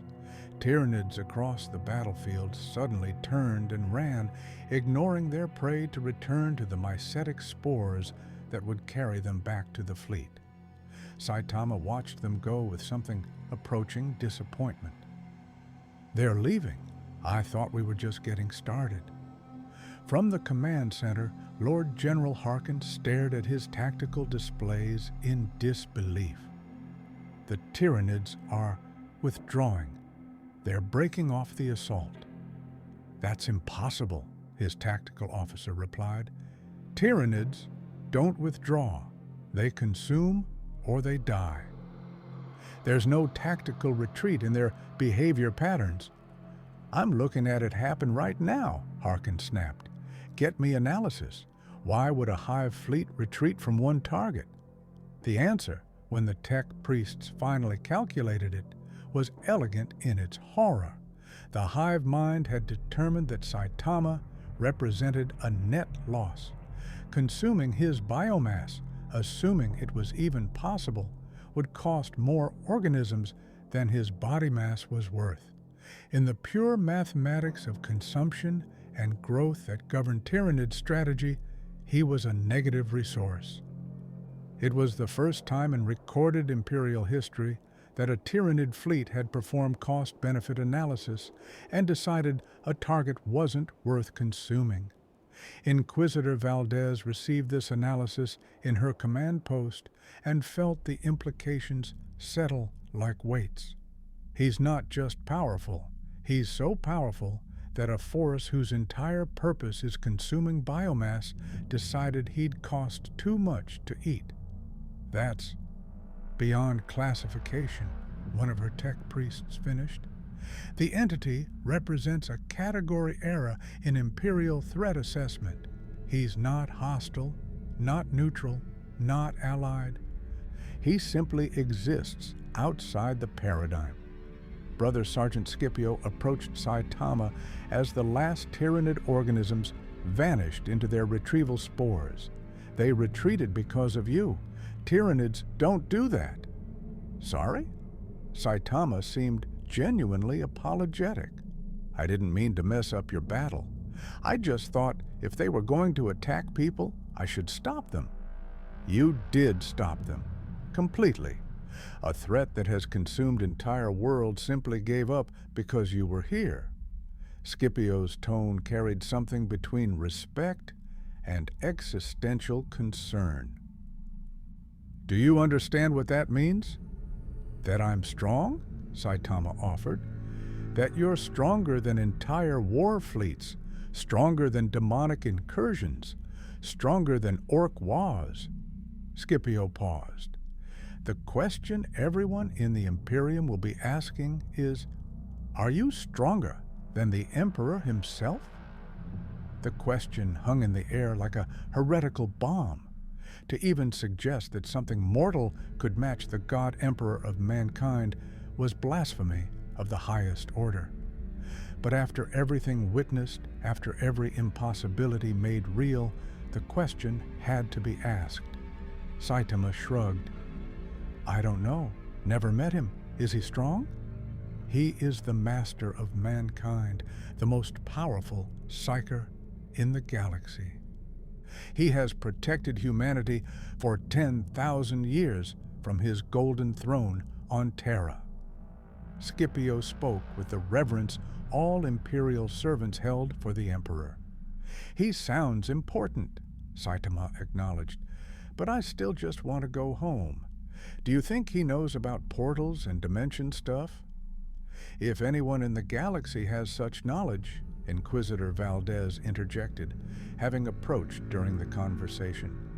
It would be him, but approaching the Emperor, she trailed off, considering the logistics and implications. It would require traveling to Terra, meeting with the High Lords, navigating the most Byzantine political structure in human history, and even then, the Emperor hasn't spoken clearly in millennia. So you're saying it's complicated? Monumentally so. Saitama sighed. The sound of someone facing bureaucracy after a long day of fighting. I really hate complicated. Can't I just go there and ask? You could, Valdez said slowly, an idea forming. You're powerful enough that no one could actually stop you. But the ramifications of you simply showing up on Terra uninvited. She shook her head. It would be seen as an invasion. Wars have started over less. I don't want to start a war. I've had enough fighting for one day. Saitama looked at the setting sun, the sky still tinted purple from warp residue. This dimension is really violent. Does everyone here just fight all the time? Yes, Scipio and Valdez answered simultaneously. "That's terrible," Saitama said quietly, and in that moment he sounded profoundly sad. "Where I came from, there were heroes to protect people, so they didn't have to live in constant fear. Here, it seems like everyone is scared all the time and no one can protect them properly." The observation was accurate and devastating. The Imperium was built on fear. Fear of Xenos, fear of chaos, fear of each other. It was what held the vast empire together. But hearing an outsider simply describe it as terrible without political context or religious justification hit different. Because he was right, and everyone serving the Imperium knew he was right. They just couldn't afford to acknowledge it because acknowledging the horror was paralyzing. The Mechanicus delegation arrived on Tertius Prime 3 days after the Tyranid retreat. They came in a ship that looked more cathedral than vessel, its hull covered in holy symbols and Gothic architecture that made no concessions to aerodynamics. The ship existed because the tech priests believed it should exist, and faith in the Omnissiah made up for engineering shortcuts. Magos Dominus Xerxes led the delegation, his body more machine than flesh, after centuries of augmentation. Mechadendrites sprouted from his back like steel tentacles. His eyes were replaced with optical sensors that could see across 17 spectrums. His brain was augmented with cogitators that processed information faster than baseline humans could think. He approached Saitama like a tech priest approaching a holy relic, with reverence, caution, and overwhelming desire to understand. Entity designated Saitama. Xerxes' voice came through a vox grill rendered in perfect Gothic with underlying binary cant. "I am Magos Dominus Xerxes. I have come to understand you." Saitama, who'd been trying to figure out how Imperial ration bars could taste so bad despite being nutritionally complete, looked up. "Oh, hi. Are you a robot?" "I am a servant of the Omnissiah, enhanced with sacred augmetics to better serve the machine god." Xerxes extended a mechadendrite, scanning Saitama with every sensor available. "You, however, are the true mystery. You appear baseline human, but violate every physical law we understand." "I just trained really hard," Saitama replied, the explanation now automatic. "Yes, 100 push-ups, 100 sit-ups, 100 squats, 10-kilometer run daily for 3 years. Xerxes had obviously reviewed all available recordings. "I have calculated the energy expenditure of such training. It is insufficient to produce your observed capabilities by a factor of approximately 10 to the power of 47. "Huh, that's a big number. "It means your explanation is physically impossible, yet you persist in claiming it. Either you're deceiving us, or reality itself, bent to accommodate your belief that this training would make you stronger." Xerxes paused. The second option is more disturbing. Inquisitor Valdez, who'd remained on planet to coordinate Saitama's eventual transport, joined the conversation.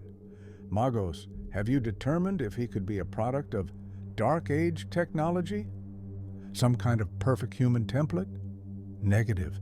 His genetic code is standard human baseline circa M2 by my analysis. He has no augmentations, no implants, no technological enhancements. He is, by all measurable standards, an ordinary human who simply refuses to obey physical limitations." "Can you build more of him?" Valdez asked the question everyone was thinking. Xerxes' optical sensors flickered. "Theoretically, if we could replicate his training regimen exactly, accounting for nutritional intake, psychological state, environmental factors, but the probability of success is effectively zero. Whatever transformation occurred in him appears to be unique, possibly lucky, possibly divine intervention by a god we don't recognize. "I'm not divine," Saitama interjected. "I'm just a guy." "You destroyed a Tyranid splinter fleet alone. You banished over 100 demons. You defeated Adeptus Astartes in unarmed combat without effort. You are definitionally not just a guy." Xerxes leaned closer, sensors intensifying. "I have a proposal. If it involves more tests, I'm not interested." "Not tests, information exchange. You want to return to your dimension. I want to understand how you exist. The Mechanicus has access to archaeotech and forbidden knowledge from before the Age of Strife. Perhaps we can help each other." Saitama's expression brightened. "Really? You know about dimension travel?" "I know of it. The technology existed during the Dark Age, before humanity's fall. Most was lost or destroyed. But on Mars, in the deepest vaults, there are artifacts that defy understanding. If answers exist, they exist there." "Then let's go to Mars." Saitama stood up, ready to leave immediately. "It's not that simple," Valdez interjected. "Mars is the Mechanicus's holiest world. Non-tech priests are rarely permitted, and even then, only with extensive authorization. You can't just walk in." "Why not?" The question's simplicity highlighted the fundamental disconnect between Saitama and Imperial culture. In his world, apparently, you just went places. In the 41st millennium, everything required permissions, authorizations, seals, and the blessings of at least 3 different bureaucratic organizations. "Because we have rules," Valdez explained patiently. "Systems, protocols. Without them, the Imperium would collapse into anarchy." "Your Imperium seems pretty close to anarchy already," Saitama observed. "You've got orcs attacking, demons invading, Tyranids eating people, and those are apparently just normal problems that happen all the time." "Welcome to the 41st millennium," Scipio said dryly, having joined them, "where everything is a crisis, and the only solution is more violence." Xerxes's mechadendrites twitched in what might have been excitement. "However, I can petition the Fabricator General for special dispensation. The entity represents unknown technology, possibly from the Dark Age. That falls within Mechanicus' purview. If I frame it as archaeological investigation rather than assisting an anomaly—" "Do whatever you need to do," Valdez approved. "But understand, if we take him to Mars and something goes wrong, we're risking one of humanity's most crucial worlds. He could accidentally damage irreplaceable technology just by existing near it." "I'll be careful," Saitama promised. "I don't want to break your stuff." "You dented a rhino with a finger tap," Scipio reminded him. "That was different. I was making a point." Saitama paused. "I'll be extra careful on Mars, I promise." The sincerity in his voice was oddly reassuring. Despite his power, Saitama genuinely seemed to mean well. He wasn't trying to conquer or destroy. He just wanted to go home. That simple, relatable goal made him almost sympathetic. Almost. Right up until you remembered he could probably destroy planets if he felt like it. "I'll make the arrangements," Xerxes announced. "Travel to Mars will require warp transit, approximately 2 weeks in the Immaterium." He turned his sensors on Saitama. "You survived 1 warp exposure. Can you survive an extended journey?" "Probably." Saitama shrugged. "The purple void thing wasn't that bad. Just loud and weird. It drives normal humans insane within hours. It corrupts space marines who lack proper protection. It births demons and tears reality apart. Xerxes stated this clinically. But you found it loud and weird. This supports my hypothesis that you exist outside normal reality's rules. If you say so. Saitama looked at the sky where ships were visible as moving stars. So we're going to Mars in one of those? Yes, the journey begins in 4 days, once I've secured authorization. Okay, I'll wait. Saitama sat back down. Is there anything to do here? I'm getting kind of bored. The assembled command staff exchanged glances. What did you offer as entertainment to someone who'd fought Tyranids and found them disappointing? The warp journey to Mars was, by Imperial standards, remarkably uneventful. The ship, a Mechanicus vessel called the Quest for Knowledge, translated into the Immaterium with its Geller fields at maximum strength. These reality-stabilizing shields kept the warp's madness at bay, creating a bubble of sanity in an ocean of chaos. Saitama stood in the observation deck, watching the warp flow past the reinforced viewports. Colors that shouldn't exist swirled in patterns that hurt to perceive. Shapes formed and dissolved, suggesting things that couldn't be described in human language. Occasionally, something pressed against the Geller field, entities from beyond trying to get in. You shouldn't be watching that unshielded, a tech priest warned nervously. Prolonged exposure to warp space can cause psychological damage even through protective barriers. It's kind of pretty, Saitama replied, like a lava lamp, but more purple. The tech priest made a notation in his records. Entity perceives Immaterium as decorative. Recommend psychological baseline reassessment. Brother Sergeant Scipio, who'd volunteered to accompany the expedition, stood beside Saitama in full armor. You're not disturbed by it at all. Should I be? It's just weird space. Saitama tilted his head. Although I keep hearing whispers. Are those normal? Every person on the bridge froze. Whispers in the warp meant demonic contact. It meant corruption attempting to take root. It meant immediate spiritual quarantine and possible execution if the taint spread. What are the whispers saying? Scipio's hand moved to his bolter.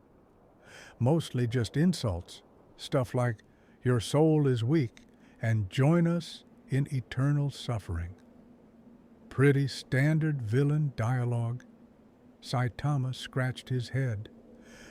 I told them I wasn't interested, but they keep trying. It's annoying. You're conversing with warp entities?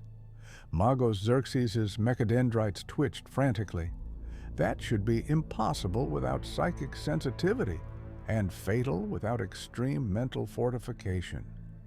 They're pretty rude, Saitama continued, ignoring the panic spreading through the bridge crew. One of them claimed it was the voice of despair or something.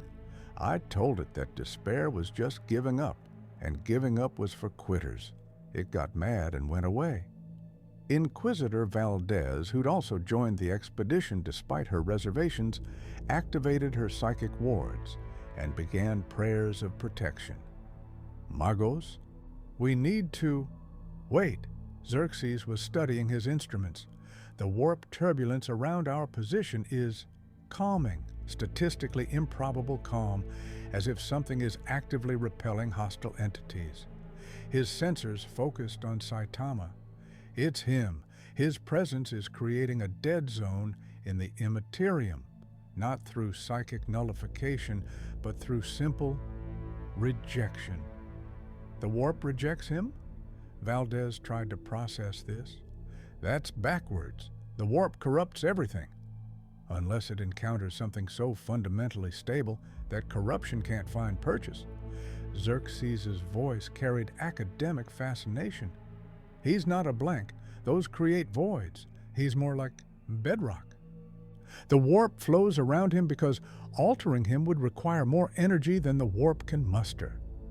A demon manifested on the other side of the Geller field, pressing against the barrier with claws that scraped reality itself. It was a minor demon, barely coherent, but still dangerous enough to kill anyone it touched. It focused on Saitama, sensing something that drew its attention. Saitama waved at it. "Hi, demon." The demon recoiled, fled, dissolved back into the warp's chaos like it had touched something poisonous. The tech priests monitoring the Geller field registered confusion. Demons didn't flee from potential prey. They attacked until banished or successful. "Fascinating," Xerxes muttered, recording everything. The entity's existence offends demons. They recognize him as antithetical to their nature. The remaining 12 days of warp transit passed with unprecedented safety. Ships traveling the Immaterium normally experienced constant harassment from warp entities, required regular Geller field recalibrations, and occasionally lost crew members to madness or possession. The quest for knowledge experienced none of this. The warp remained eerily calm around them, as if something had declared their path off limits. When they finally translated back into real space in the Sol system, every crew member felt relief.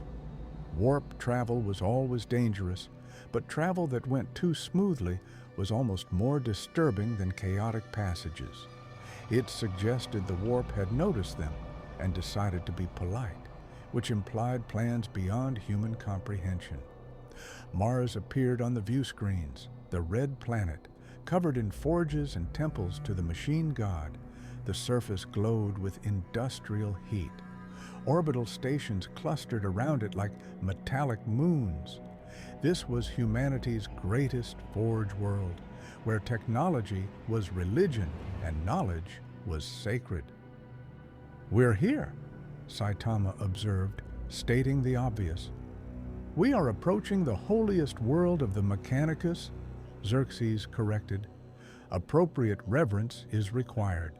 You will be meeting with the Fabricator General himself." "Is he in charge?" "Of Mars, yes, second only to the Emperor in terms of authority over technology and production." "Okay, I'll be polite." The landing was ceremonial. They touched down in a private dock reserved for high-ranking delegations, where dozens of tech priests waited in formation. Servo skulls floated overhead, recording everything. Massive servitors, humans reduced to biological machines, stood guard with weapons grafted to their bodies. Saitama stepped off the ship and immediately noticed the air was different, thinner, hotter, filled with the scent of hot metal and sacred oils. "It smells like a factory." "It is a factory," Scipio replied. "The entire planet is dedicated to production and research." They were escorted through corridors of brass and steel, past chambers where tech priests chanted binary prayers over assembly lines, through halls filled with artifacts from humanity's distant past. Eventually, they reached the Fabricator General's sanctum, a chamber so filled with technology that the walls themselves seemed alive with machine spirits. The Fabricator General was more machine than the term cyborg could adequately describe. His original organic components were minimal, preserved in suspension fluids within a body that was part tank, part computer, part mobile cathedral. Hundreds of mechadendrites sprouted from him. His voice was a chorus of vox grills speaking in perfect harmony. "Saitama of Terra that was," the Fabricator General intoned. "You are the anomaly. Welcome to Mars." "Thanks," Saitama replied. "Nice place. Very metallic." "You seek knowledge of dimensional transit." "Yeah, I need to get home." "We may possess such knowledge, but knowledge has a price."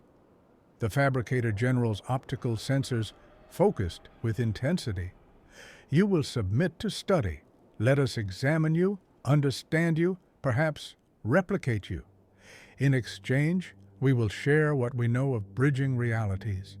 Saitama considered this. Will the studying hurt? Unknown. You appear immune to conventional harm. Will it take long? Possibly years. That's too long. I've already been away for weeks. My apartment's probably been robbed by now. Saitama shook his head. How about this? I'll answer questions while you look for the portal information. When you find it, I leave. That way, nobody wastes time. The Fabricator General's mechadendrites twitched in what might have been amusement. You negotiate with the Mechanicus. Bold. Very well. We will search our archives while you submit to non-invasive examination. Deal. What followed were 3 days of the strangest scientific study in Mechanicus history. Tech priests subjected Saitama to every test imaginable. They scanned him with auspex arrays. They measured his density, temperature, electrical conductivity. They had him punch calibrated targets to measure force output. They tried to take tissue samples and broke 17 diamond-tipped drills in the process. Every test produced the same conclusion. He was baseline human who simply refused to follow physical laws. His cells were normal. His DNA was standard. His body temperature was correct. But he could punch with enough force to shatter planets and withstand attacks that should atomize him. It's like reality has 2 sets of rules. One tech priest explained to Xerxes standard physics, and then whatever applies to him, and when they conflict, his rules win. Meanwhile, deep in the archives, other tech priests searched through data vaults that hadn't been accessed in millennia. They found fragments of Dark Age technology, hints of dimensional research, references to something called quantum folding and reality anchors, and buried in the oldest vaults, protected by 6 layers of encryption and guarded by kill servitors, they found something that made the Fabricator General pause, a functioning portal device from before the Age of Strife. The device was ancient, wrapped in preservation fields and covered in warning symbols from a dozen dead languages. It sat in a vault 3 kilometers beneath Mars's surface, in a section of the archive so old that even the tech priests who maintained it didn't fully understand what they were guarding. The Fabricator General led Saitama, Xerxes, and the others to the vault personally, his massive form navigating corridors too narrow for comfort. They passed through security checkpoints that required genetic verification, binary prayers, and blood offerings to machine spirits that might or might not exist. This device predates the Imperium, the Fabricator General explained. It was created during humanity's golden age, when we reached toward godhood through technology. Most such devices were destroyed during the Age of Strife. This one survived because it was deemed too dangerous to activate and too valuable to destroy. The vault door opened with the grinding of mechanisms that hadn't moved in centuries. Inside, mounted on a platform surrounded by containment fields, was what looked like an archway, made of crystalline metal that shifted colors when observed.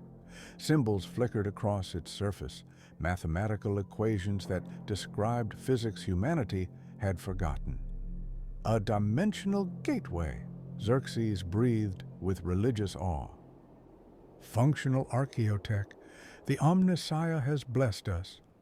Saitama approached it, tilting his head. So, this can send me home? Theoretically, the Fabricator General replied.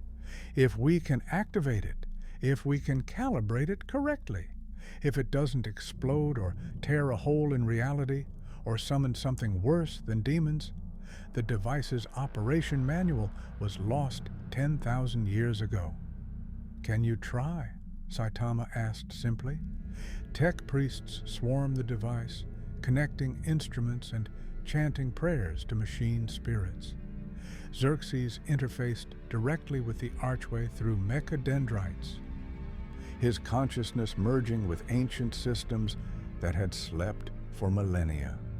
The device responded slowly, like a dreamer reluctantly waking. "It requires a destination signature," Xerxes reported. "A specific dimensional frequency to lock onto. Without one, it opens random portals to random realities, most of which are immediately lethal." "How do we get my dimension's frequency?" "You would need to have originated from there recently.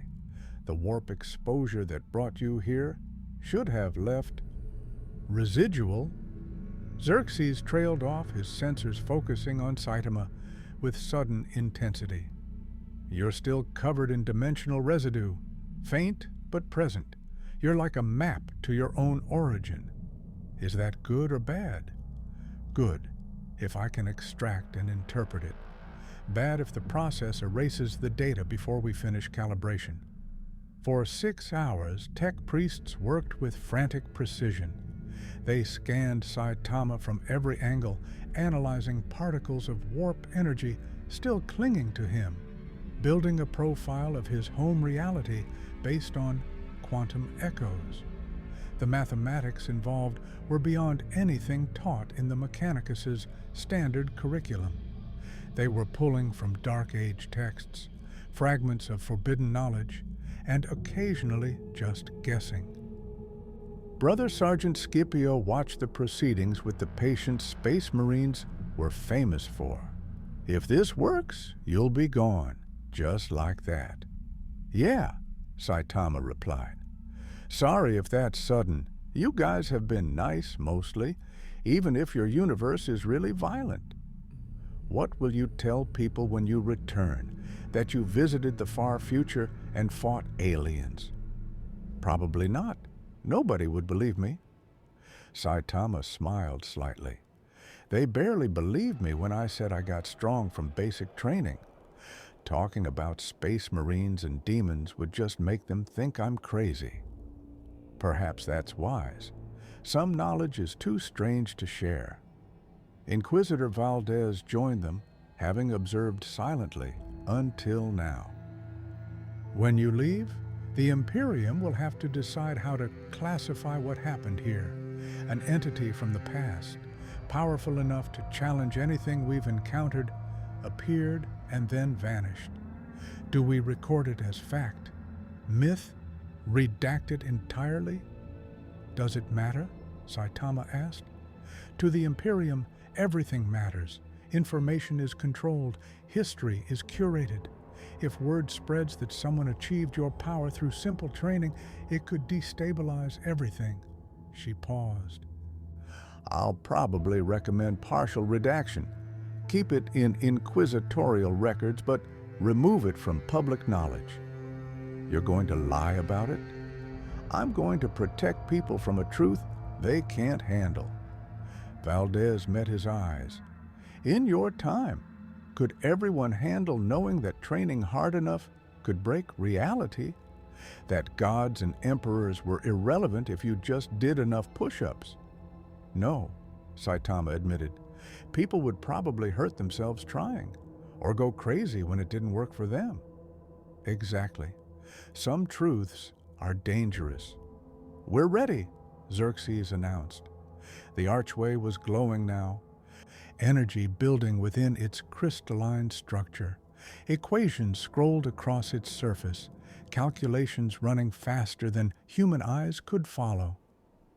"The device is locked onto your dimensional signature. When activated, it should open a portal to your origin point, or as close as quantum mechanics allows." The Fabricator General stepped forward. "Before we activate it, understand the risks. The portal may not be stable. It may deposit you somewhere else in your reality. It may deposit you in the correct place, but a different time. Dimensional transit is not precise. I'll take my chances, Saitama said. I've been stuck here long enough. Very well. The Fabricator General initiated the activation sequence. The archway blazed with light, not the sickly purple of warp energy, but clean white light that felt wrong in a universe where everything was tainted with darkness. The air pressure changed. Reality itself seemed to flex around the portal as it opened, revealing not another location but another existence entirely. Through the portal, Saitama could see familiar sights: blue sky, normal-looking buildings, streets without fortifications. His world, his time, home. It worked, he said, genuine surprise in his voice. For now, Xerxes warned. The portal is stable but won't last long. The energy requirements are astronomical. You have perhaps 60 seconds before it collapses. Saitama moved toward the portal, then paused and turned back. Thanks for helping. I know I caused a lot of trouble. You also saved an entire world, Scipio replied. Multiple times. The Imperium owes you a debt, even if we can never acknowledge it officially. Just try to be less violent, okay?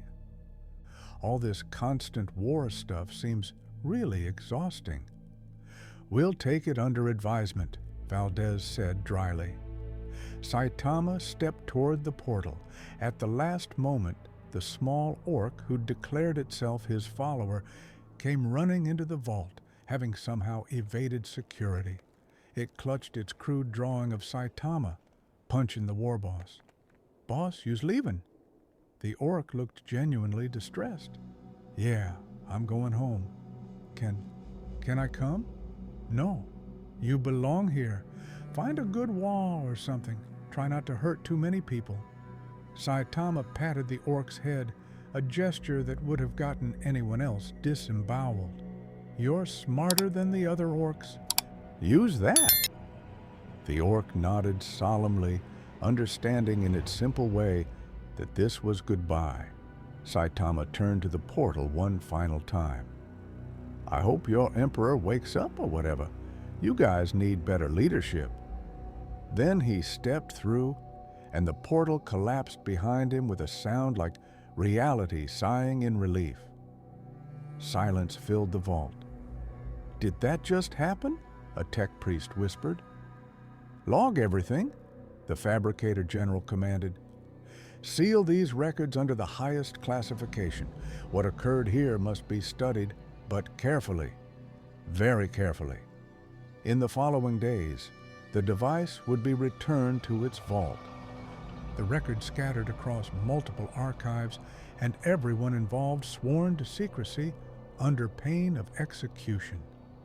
The Imperium would continue its eternal war, unchanged by one man's brief visit. But deep in the Mechanicus archives and files that would survive 10,000 years was a single notation: entity designation Saitama. Power level beyond classification. Status departed. Threat assessment incalculable if hostile. Fortunately, appeared benevolent. Recommend. Pray he never returns. 3 months after Saitama's departure, the ripples of his brief presence in the 41st millennium continued to spread in ways the Imperium's authorities found increasingly difficult to contain. On Tertius Prime, a cult had formed among the survivors of the Orc invasion and demon incursion. They called themselves the Broken Limiters, and their heresy was insidious specifically because it wasn't traditional heresy. They didn't worship chaos. They didn't reject the Emperor. They simply believed that humans could transcend their limitations through dedication and training. Inquisitor Valdez had personally overseen the purging of the cult's first cells, but the idea spread like a virus. Workers in factorums whispered about the bald man who'd achieved godhood through push-ups. Guardsmen traded stories during long watches. Even some tech priests, those who'd witnessed the impossible firsthand, began private experiments to understand how belief and effort might reshape reality. "This is worse than I anticipated," Valdez reported to her Ordo Xenos superiors via encrypted Vox. "We're not dealing with conventional corruption. We're dealing with hope, and hope is harder to kill than heresy." The High Lords of Terra, when they received carefully redacted reports, debated for weeks. Some argued for complete information suppression, execute everyone who'd witnessed the entity, destroy all records, pretend it never happened. Others recognized that such extreme measures would only fuel conspiracy theories and make the problem worse. The compromise was elegant in its deception. They released an official statement claiming the events on Tertius Prime were the result of a sanctioned Imperial superweapon test. The entity was explained as an experimental warrior created through sacred gene crafting, blessed by the Emperor himself. The sudden disappearance was classified as mission completion and redeployment. It was a lie wrapped in enough truth to be believable, and it worked. Mostly. On Mars, Magos Dominus Xerxes continued his analysis of the data collected during Saitama's examination. The more he studied, the more disturbing the implications became. The entity hadn't been enhanced through technology or warpcraft. He'd simply decided to be stronger, and reality had accommodated him. "The Omnissiah's mysteries are infinite," Xerxes recorded in his private logs. But this suggests something heretical. That belief alone can reshape physics. If true, the implications are staggering. If false, we witness something so far beyond our comprehension that our instruments couldn't properly record it. Either way, we are smaller than we thought. The Ultramarines chapter held a private conclave to discuss the encounter. Brother Sergeant Scipio presented his testimony to Captain Ventress and other company commanders. The response was mixed. Some believed Scipio had encountered a lost fragment of the Emperor's own power. Others suggested warp trickery or mass hallucination. "What concerns me," Captain Ventress said quietly, "is not what the entity was, but what it represents. We are the Emperor's finest. We are gene-forged, trained for decades, equipped with the best technology the Imperium can provide. And we were made to look ordinary. If that spreads, if people begin to question whether Space Marines are truly special..." He didn't finish the thought. He didn't need to. The Adeptus Astartes derived much of their authority from being seen as superior, as angels of death walking among mortals. If that mystique cracked, if people began to believe that anyone could achieve such heights, the entire Imperial hierarchy faced destabilization. Yet not all responses were fearful. In the training halls of several Space Marine chapters, veteran sergeants began incorporating new philosophies into their conditioning regimens.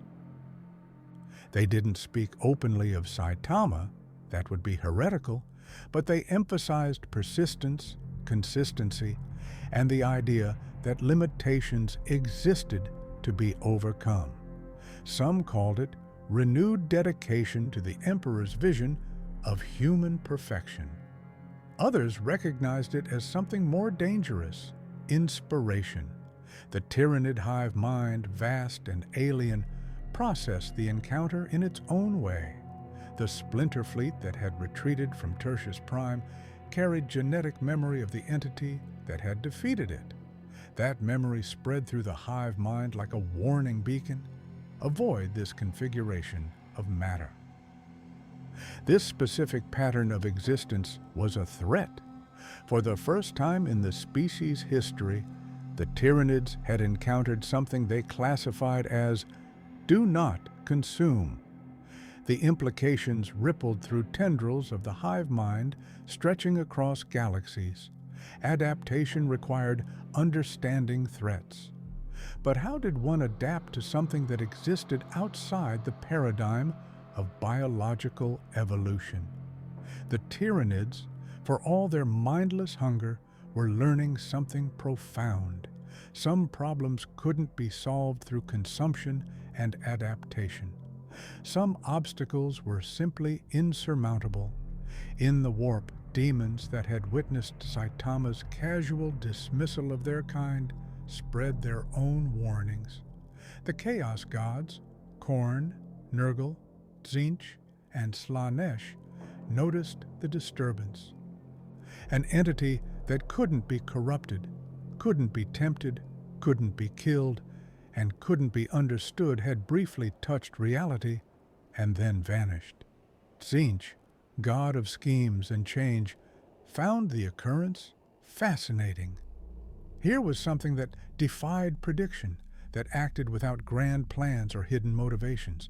It was chaos of a different sort, the chaos of simplicity. Khorne, god of rage and violence, felt something almost like respect.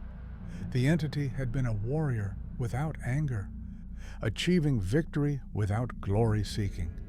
It was an insult to everything Khorne represented, yet undeniably effective.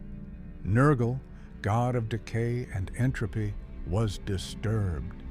The entity represented something that refused to decay, refused to slow, refused to accept the natural order of decline. It was fundamentally opposed to Nurgle's philosophy.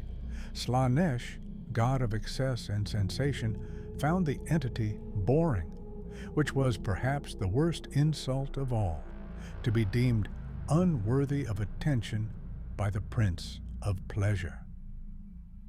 The Chaos Gods couldn't agree on how to classify what they'd witnessed, so they did something unusual. They stopped trying. Some mysteries, they acknowledged, weren't meant to be solved. Some entities existed outside even their influence, and perhaps that was acceptable, as long as said entities stayed away. On a dozen worlds, in 100 secret meetings, the Inquisition's senior members discussed protocols. They created a new classification system, Omega-level anomalies, entities or phenomena that existed beyond standard threat assessment. Things that couldn't be fought, couldn't be controlled, and could only be endured or avoided.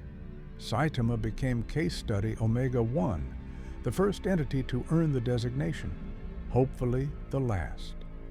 "What if he comes back?" a junior Inquisitor asked during one such meeting. "Then we pray," Lord Inquisitor Cryptman replied simply. "We pray he remains benevolent, because if he decides to be hostile, there is nothing in the Imperium's arsenal that could stop him." But Saitama wasn't coming back.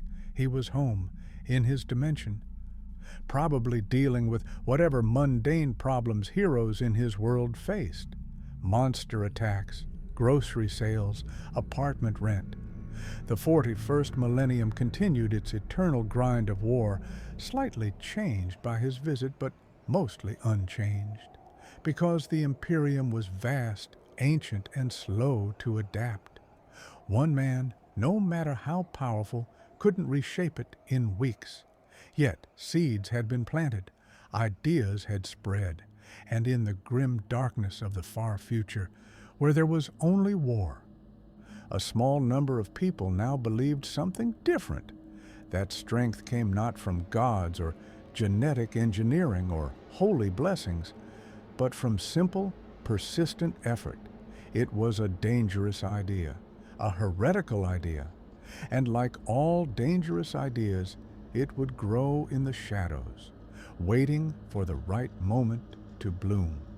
5 years after Saitama's departure, the galaxy had settled into its familiar patterns of endless conflict. Yet those who'd witnessed the impossible carried their memories like brands, unable to forget what they'd seen. Inquisitor Valdez sat in her private chambers aboard her ship, reviewing reports from Tertius Prime. The broken limiter cult had been purged 7 times now, but it kept reforming. The idea was too simple, too appealing to fully eradicate. Workers who labored in factorums for 18-hour shifts found hope in the notion that dedication could transcend circumstance. Guardsmen facing certain death against impossible odds took comfort in believing that persistence mattered more than fate. She'd executed hundreds for spreading the heresy. It hadn't worked. You couldn't kill an idea with bolter rounds. Perhaps, she wrote in her private journal, a document that would be sealed for 1,000 years after her death, we made a mistake by trying to suppress this. The entity never asked for worship, never demanded faith. He simply existed, demonstrated what was possible, and left. Maybe the real heresy isn't believing in human potential. Maybe the real heresy is what we've become, an empire so rigid that hope itself is considered dangerous. She would never speak those thoughts aloud, but she wrote them, and that was something. Brother Sergeant Scipio had been promoted to Brother Captain after exemplary service in 3 additional campaigns. He now commanded his own company, and his training methods had become somewhat legendary within the chapter. He pushed his Space Marines harder than traditional doctrine suggested, emphasizing repetitive conditioning exercises that other captains dismissed as too basic for genetically enhanced warriors. Fundamentals, Scipio would say when questioned. Perfection comes from mastering fundamentals so completely that the impossible becomes routine. His company had the highest combat effectiveness rating in the chapter. Nobody questioned his methods anymore. In the training halls late at night, when only his most trusted sergeants were present, Scipio would sometimes speak of what he'd witnessed, not as admiration of heresy, but as tactical analysis. We fought something that had achieved perfect efficiency through perfect dedication. It didn't need our advantages because it had overcome its limitations through sheer persistence. There's a lesson there, brothers, not about rejecting our gene seed or doubting the Emperor's gifts, but about recognizing that we too can always improve.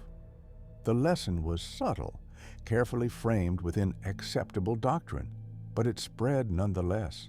Magos Dominus Xerxes had become obsessed. For 5 years he'd analyzed the data, run simulations, and attempted to replicate the phenomenon. He'd subjected servitors to the exact training regimen Saitama described. He'd had volunteers, willing tech priests, undergo the same routine with perfect precision. None achieved even a fraction of the results. I've concluded, Xerxes reported to the Fabricator General, that the training itself was irrelevant. Or rather, it was the catalyst, but not the cause. The entity possessed something we lack, absolute conviction. He believed with such fundamental certainty that his training would make him stronger, and reality accommodated that belief. That suggests reality is subjective, the Fabricator General replied. A heretical notion. Is it heretical if it's observable, repeatable? Xerxes gestured at his data. Psychers reshape reality through will and warp energy. The Emperor himself maintains the Astronomicon through sheer psychic might. Why is it heretical to suggest that focused human will, absent psychic talent, might achieve similar results through different mechanisms?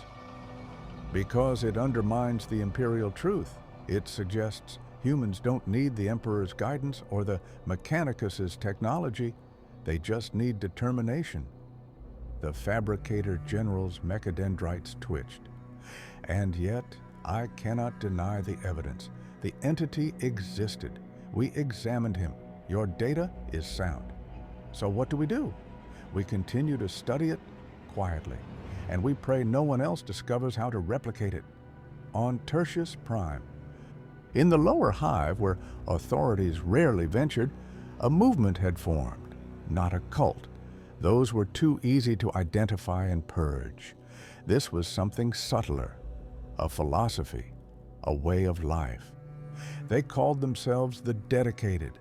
They gathered in secret gyms carved from abandoned factorum spaces. They exercised religiously, 100 push-ups, 100 sit-ups, 100 squats, 10 kilometers of running, every day, without exception. None of them achieved Saitama's results. Most didn't even achieve noticeable improvement beyond normal physical conditioning. But that wasn't the point. The point was that they'd taken control of something in their lives, in a universe where everything was dictated by authority, genetics, and fate. They'd found one thing they could personally control: their dedication to improvement. It was rebellion disguised as self-improvement, and it was spreading. The leader of the Dedicated, a former guardsman named Varus, who'd witnessed Saitama's battle against the orcs, knew they'd never achieve the entity's power. He wasn't delusional, but he'd seen something that changed him, proof that authority wasn't absolute. That the Imperium's rigid hierarchies weren't the only path forward, that a single individual, through nothing but personal effort, could challenge everything. We train not to become him, Varus told his followers. We train because he showed us that trying matters. That dedication has value even if we never break reality. In a galaxy that tells us we're worthless unless we're born gene-forged or blessed by the Emperor, he proved that ordinary effort has meaning. It was the most dangerous kind of heresy, the kind that sounded reasonable. Far from Tertius Prime, in the halls of Terra itself, the High Lords debated in secret sessions that no record would ever document. The entity's existence had been confirmed by too many reliable sources to dismiss. The question was what it meant for the Imperium's future. If one such being exists, others might, Lord Commander Militant Goran argued. We should allocate resources to finding and recruiting similar entities. Or destroying them, Lord Inquisitor Hestia Grand countered. Such beings are too unpredictable, too powerful to control. Better that they never arise at all. The entity was benevolent, another lord noted. It saved an entire world. Multiple times. This time, Grand replied coldly. What about next time? What if the next such entity decides the Imperium is the problem? What if it decides the Emperor's rule should end? We'd have no defense. The debate continued for days, reaching no conclusion. Some threats were too large to plan for, too fundamental to prepare against. You could only hope they never materialized, and pray that if they did, they remained friendly. In the warp, something stirred.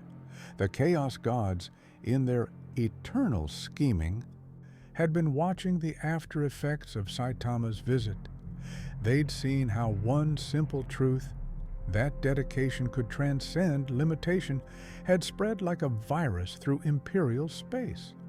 He changed things, Tzeentch observed, its thousand eyes focusing on reality, without trying, without planning, just by existing and then leaving. That's beautiful in its chaos. He made them hope, Nurgle grumbled. Hope is the enemy of acceptance, the enemy of despair. I dislike him. He was boring, Slaanesh added dismissively. But his effect is interesting. All these mortals striving for improvement, pushing their limits, seeking sensation beyond their station. That has potential. Korn simply growled. If he returns, I want to fight him. Properly this time. But Saitama wouldn't return. He was home, living his life, probably still annoyed about missing that cabbage sale.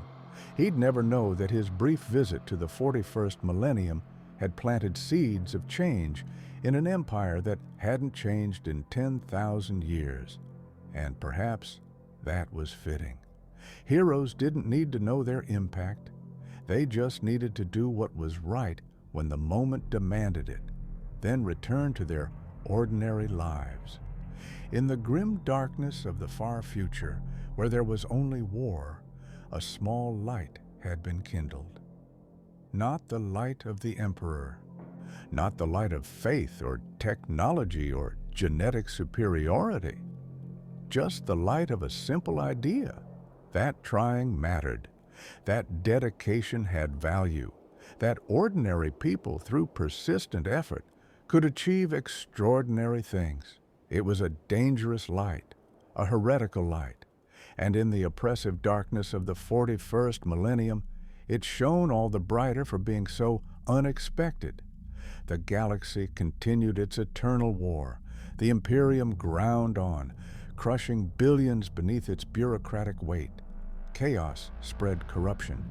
Xenos pressed at humanity's borders. Nothing had fundamentally changed, except now, in scattered corners of Imperial space, people trained with renewed purpose. They did their push-ups. They ran their kilometers. Not because they believed they'd become invincible, but because someone had proven that the impossible was merely improbable. And in a universe built on impossibilities, that was revolution enough. 10 years after Saitama's departure, the Imperium had relegated his existence to footnotes in classified archives.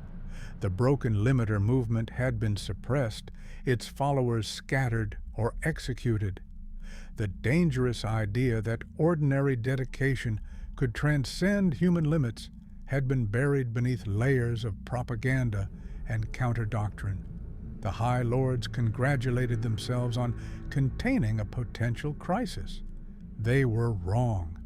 Inquisitor Valdez, now a Lord Inquisitor, with authority spanning entire sectors, received the first report during a routine briefing on Tertius Prime, the world where it had all begun. She'd returned to oversee the planet's integration into a new defensive network, a decade of service having earned her considerable influence. "My lord," her aide said nervously, handing her a data slate. "There's been an incident in the merchant district where the original anomaly appeared." Valdez felt her blood turn cold. "What kind of incident?" "A warp rift. Small, controlled, nothing like the chaotic tear from 10 years ago. It opened precisely, discharged something, and closed cleanly. The tech priests are calling it impossible. Warp rifts don't behave that way." "What came through?" The aide hesitated. "That's the concerning part. Nothing came through. But there's a message, carved into the rockcrete in letters 3 meters high, in Gothic." "But the style is wrong. Too simple, too direct." Valdez was already moving, her retinue scrambling to follow. They reached the merchant plaza in minutes, the same plaza where a bald man in a yellow jumpsuit had once asked for directions to a supermarket.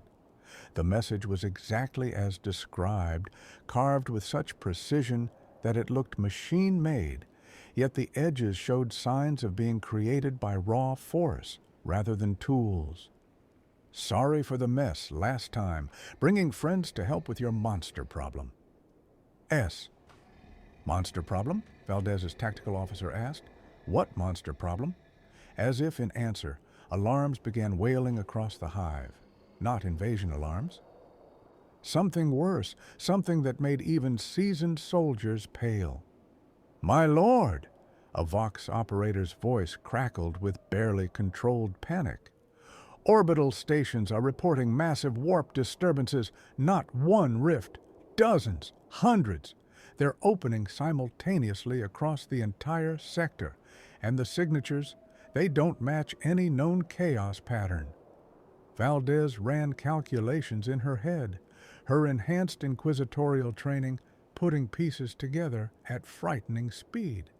The warp rifts from 10 years ago that brought Saitama had been violent, chaotic, destructive. These new rifts were controlled, precise, targeted. Someone or something had learned to open dimensional portals without the warp's corruption, and they were opening everywhere at once. "What's coming through?" she demanded. "We don't know yet. The rifts are still forming. Wait, we're getting visual confirmation." The Vox operator's voice changed, confusion replacing fear. "My lord, it's not demons, it's not chaos, it's people." On every screen across the command center, images began appearing, humans emerging from the rifts, but not Imperial humans. Their clothing was wrong, too colorful, too casual, completely lacking the grim uniformity of Imperial fashion. Some wore armor that looked ceremonial rather than functional. Others wore what appeared to be martial arts uniforms or specialized hero costumes. And at the head of the first group to fully materialize, standing in the same plaza where he'd appeared a decade earlier, was a familiar bald figure in a yellow jumpsuit and white cape. But he wasn't alone. Beside him stood a young man with blonde hair in sleek black and yellow mechanical armor, his arms literally transforming into cannons as he scanned for threats. A petite woman with green hair floated several meters off the ground, her eyes glowing with psychic power so intense the air itself rippled around her, yet it felt nothing like the warp's corruption. An elderly man in a martial arts GI radiated quiet confidence despite his age.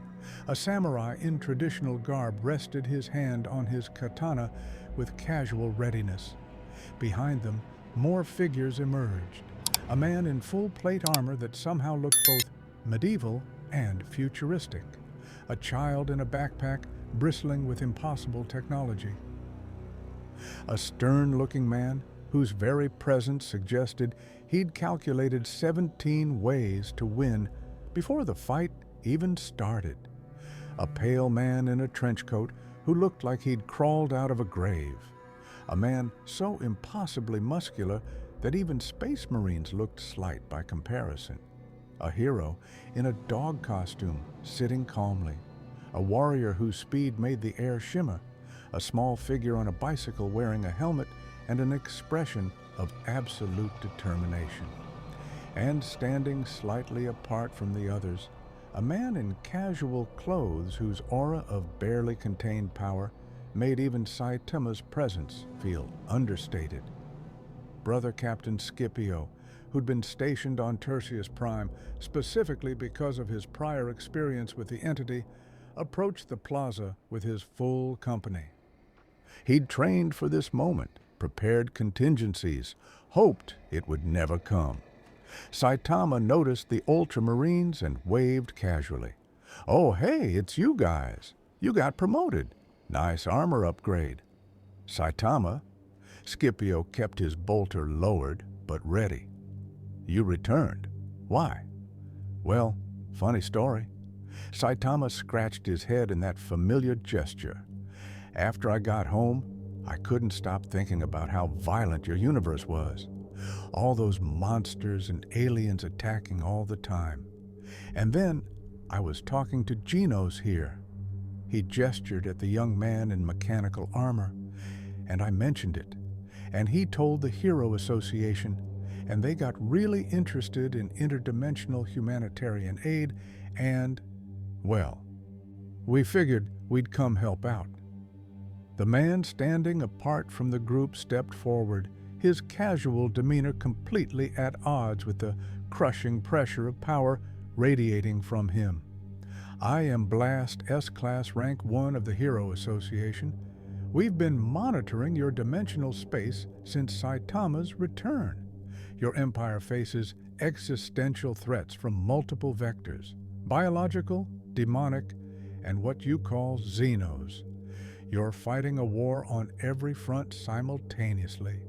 We've come to offer assistance. We don't need assistance from... Scipio began. Yes, you do, the small woman floating in the air interrupted, her voice carrying absolute authority despite her size. I'm Tornado of Terror, S-Class Rank 2. I can sense the psychic pressure across this entire sector. Your Astronomicon is straining, your Emperor is dying, and you're too proud to admit you're drowning. Her green eyes blazed. We've dealt with extinction-level threats. We know what we're doing. The elderly martial artist bowed respectfully. I am Bang, also called Silver Fang, S-Class Rank 3. My student speaks bluntly, but she's correct. We've come in peace, offering aid freely given with no expectation of control or conversion. That is what heroes do. I'm Genos, the young cyborg added, his mechanical eyes scanning the assembled Imperial forces with clinical precision. S-Class Rank 14 and Saitama Sensei's disciple, I've compiled extensive analysis of your technological and tactical capabilities based on Sensei's reports. Your strategy is sound, but your execution is hampered by dogma and resource scarcity. We can address both. The samurai spoke next, hand still resting on his katana. Atomic Samurai, S-Class Rank 4. I've faced monsters that could level cities. Your greater demons sound like Wednesday afternoon to me. A child, no more than 10 years old by appearance, stepped forward with a tablet device. Child Emperor, S-Class Rank 5. I've already detected 47 critical inefficiencies in your planetary defense grid. I can fix them in about 3 hours. Also, your ration bars are nutritionally terrible. I've designed better ones. The man in armor nodded solemnly. Metal Knight, S-Class Rank 6. My drones are analyzing your weapon systems. Primitive but functional. We can improve them. King, S-Class Rank 7, said a stern-looking man whose intimidating aura suggested he'd never lost a battle. I'm here as tactical support. Behind him, what sounded like the rumbling of ancient engines echoed, though no engines were visible. The pale man in the trench coat gave a slight smile. Zombie Man, S-Class Rank 8. I specialize in immortality and persistence. Your chaos corruption sounds interesting. Let's see if it can actually kill me permanently. One by one, they introduced themselves. Drive Knight with his transforming armor, Pig God with his impossible appetite, Superalloy Darkshine radiating confidence and muscle, Watchdog Man sitting patiently in his dog costume, Flashy Flash whose speed made even assault marines look slow, and finally, Moomin Rider, the only C-Class hero present, who stood with his bicycle and absolute conviction that justice would prevail. Inquisitor Valdez felt the situation spiraling beyond her control. This wasn't an invasion. She'd dealt with invasions. This was worse. This was first contact with a civilization that treated interdimensional travel casually, that possessed heroes who could match or exceed Space Marine capabilities, and that claimed they wanted to help.